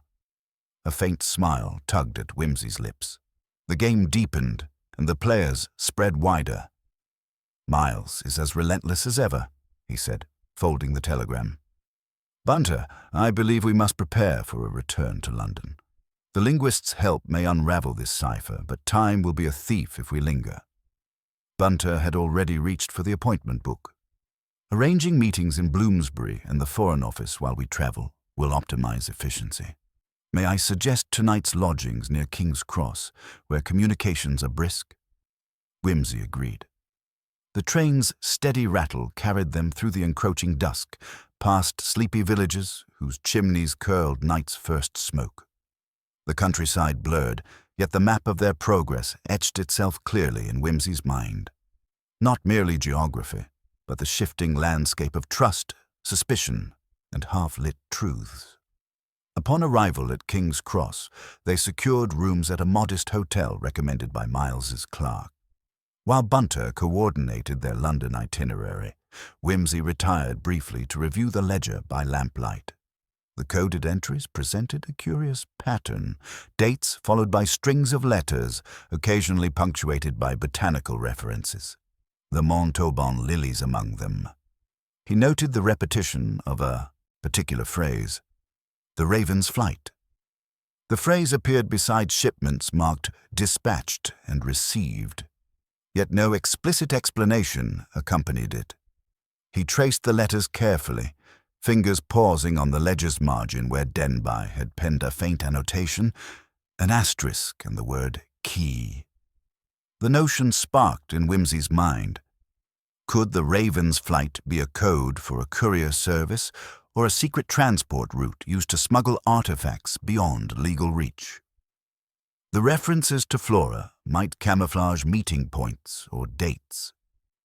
Morning brought a summons from Inspector Miles, waiting with a keen-faced young woman who introduced herself as Dr. Eloise Marchand, a linguist specializing in cryptography and medieval languages at University College London. Her presence brought a fresh energy to the investigation. I understand you have a ledger requiring decoding, she said, setting her satchel beside the table where they gathered. Substitution ciphers of this kind often employ classical patterns, Caesar shifts, atbash, or visionaire methods. Have you noticed any repeating motifs or keys? Whimsy outlined the ledger's peculiarities. Dr. Marchand examined the entries with precise eyes. The botanical references are clever misdirection, but I suspect they form a code book. We must cross-reference them with known trade records and dates to triangulate the substitutions. As the day unfolded, the trio labored over the ledger. The cipher, once opaque, began to yield. The phrase Raven's flight encoded shipment via neutral ports. The lilies denoted specific consignees, and dates matched clandestine transfers, timed to avoid customs scrutiny. Miles, who remained present, took notes and coordinated with Scotland Yard's foreign desk. The ledger implicated several individuals of note: French art dealers, British aristocrats, and shadowy intermediaries whose names flickered at the edges of official documentation. Denby's resistance was not mere morality, Whimsy concluded. He uncovered a network extending beyond smugglers to those who profit by laundering stolen treasures into the art market. His threat to expose them sealed his fate. Dr. Marchand leaned back, fingers steepled. The cipher's subtlety implies insider knowledge. Only someone familiar with these botanical codes could decipher it. Do you suspect an accomplice within the Abbey's circle? Certainly, Whimsy replied. Bycoat was terrified of someone. The ledger mentions Patron L, possibly a code for a financier or collector.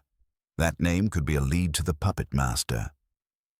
That evening, after a quiet supper, Whimsy received a summons to meet the bishop's solicitor at his chambers near Westminster. The solicitor, a sharp-eyed man named Mr. Carraway, laid out the diocese's concerns with a mixture of ecclesiastical propriety and practical urgency. The church desires restitution, naturally, Carraway said, but public scandal would be ruinous. The benefactor's sale must proceed with discretion, and we require your assistance to authenticate items and confirm legitimate ownership. Whimsy regarded the solicitor steadily. You suspect some pieces are tainted by illicit provenance? Carraway nodded. Yes. We hope your investigation can delineate clear boundaries, lest the auction be a Pyrrhic victory. Their discussion ended with a promise from Whimsy to assist in provenance research and to liaise closely with museum curators. Outside, the London mist blurred gas lamps to halos. The city exhaled its ancient breath of shadow and intrigue.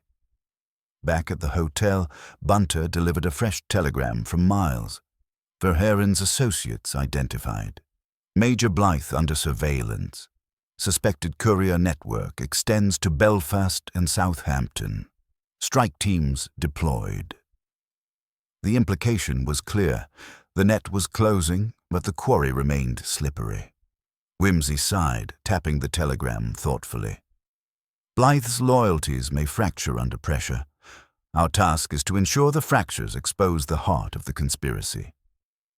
The night deepened, and in the solitude of his chamber, Whimsy pondered Denby's final days, the whispered notes, the clandestine meetings, the fatal resistance. Somewhere within those intersecting lines lay the motive that turned protector into victim. The shepherd clock's empty keyhole was a symbol not only of lost time, but of secrets locked away, awaiting the precise moment to open. As London's clocks tolled midnight, a sudden knock disrupted the silence. Bunter entered, face grave. My lord, Inspector Miles is here. He requests your immediate presence at Scotland Yard. Whimsy nodded, donning his coat. The night awaited, thick with the promise of revelation, and the story surged forward, gathering speed like the relentless river that bore them all toward justice or oblivion. The grand oak-panelled room at Scotland Yard was suffused with a chill that no fire could quite dispel, a fitting atmosphere for the climax of a tale spun from shadows and half-truth. Lord Peter Whimsy stood by the wide bay window, his fingers steepled, gaze distant but precise. Around him, the key players gathered: Inspector Miles, Dr. Marchand, the implacable Mr. Carraway, and, last to arrive, Peregrine Blythe, who wore a mask of brittle defiance. Whimsy's voice cut through the silence, arch and measured as ever. Ladies and gentlemen, thank you for assembling at such short notice. The affair of the benefactor ledger, the stolen relics, and the unfortunate demise of Mr. Denby has been, as you know, a delicate puzzle woven with threads both sordid and subtle. Allow me to unravel it for you, thread by thread. He began by recapping the key discoveries: the ledger's coded botanical cipher, the Raven's flight as a euphemism for smuggling via neutral ports, and the network of aristocrats and dealers implicated by those veiled notations. Mr. Denby's discovery of this operation, cloaked beneath the veneer of ecclesiastical charity, sealed his fate. His murder was not a crime of passion, but a calculated silencing. Whimsy turned to Blythe, his eyes narrowing with genteel severity. Mr. Blythe, You arranged the initial theft under the guise of reclaiming art for rightful owners. Yet, your allegiance lay with those who sought profit over principle. Your duplicity is documented in your own ledger entries and your attempts to mislead the investigation. Blythe's facade cracked, a flicker of panic betraying him before he recovered with a bitter snare. You have nothing but circumstantial conjecture, Lord Peter. I acted within the bounds of necessity. Necessity, Whimsy repeated, arching an eyebrow. Necessity that involved forging signatures, bribing officials, and orchestrating a murder, perhaps. It appears your necessity was profit masquerading as principle. The room held its breath as Miles stepped forward, producing a concealed letter found in Blythe's possession, an explicit directive from Patron L, ordering Denby's removal. We have confirmation that Patron L is Lady Lucinda Langley, a figure who benefited immensely from the auction and whose financial records matched the ledger's coded references. Gasps rippled through the assembly. Mr. Carraway's composure faltered, but he quickly regained it, offering an icy nod. Lady Langley's involvement adds layers of political risk to this case, but truth must prevail. Whimsy allowed himself a rare, faint smile. Indeed. Lady Langley's hand in this tragedy exemplifies how power and greed often wear the mask of respectability. He paced slowly, every step deliberate. Denby was no mere whistleblower. He was a man of conscience trapped in a web of corruption.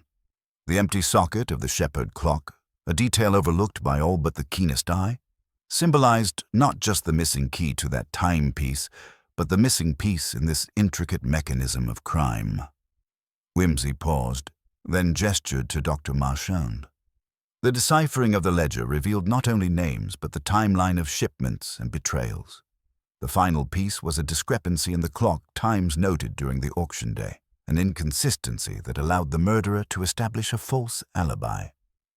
Turning once more to the gathered company, Whimsy concluded, thus, the murder was committed in the brief window when the clock was reset, an act timed to perfection, but undone by the vigilant observer's eye.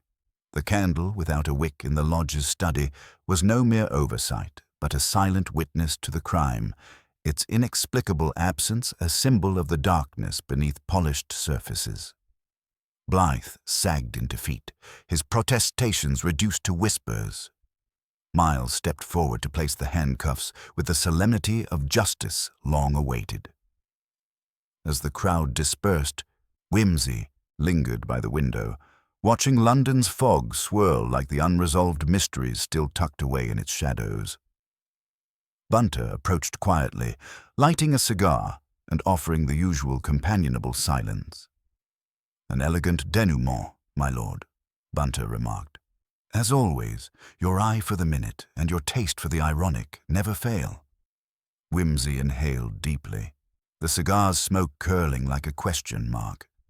Ah, Bunter, one might say the truth is often hidden in the smallest details, sometimes in a clock's missing key or a candle's absent wick. The grand theatrics distract, but it is the minutiae that reveal. He smiled wryly. And so we part company with this chapter, leaving behind those whose shadows were too long to escape the light. One might hope that in the future such darkness is met with a little less subtlety and rather more daylight. With that, Lord Peter Whimsy turned from the window and strode into the gathering dawn, leaving behind a room heavy with the weight of truth and the unmistakable scent of justice served, British style, with a twist of dry wit and a final, knowing glance.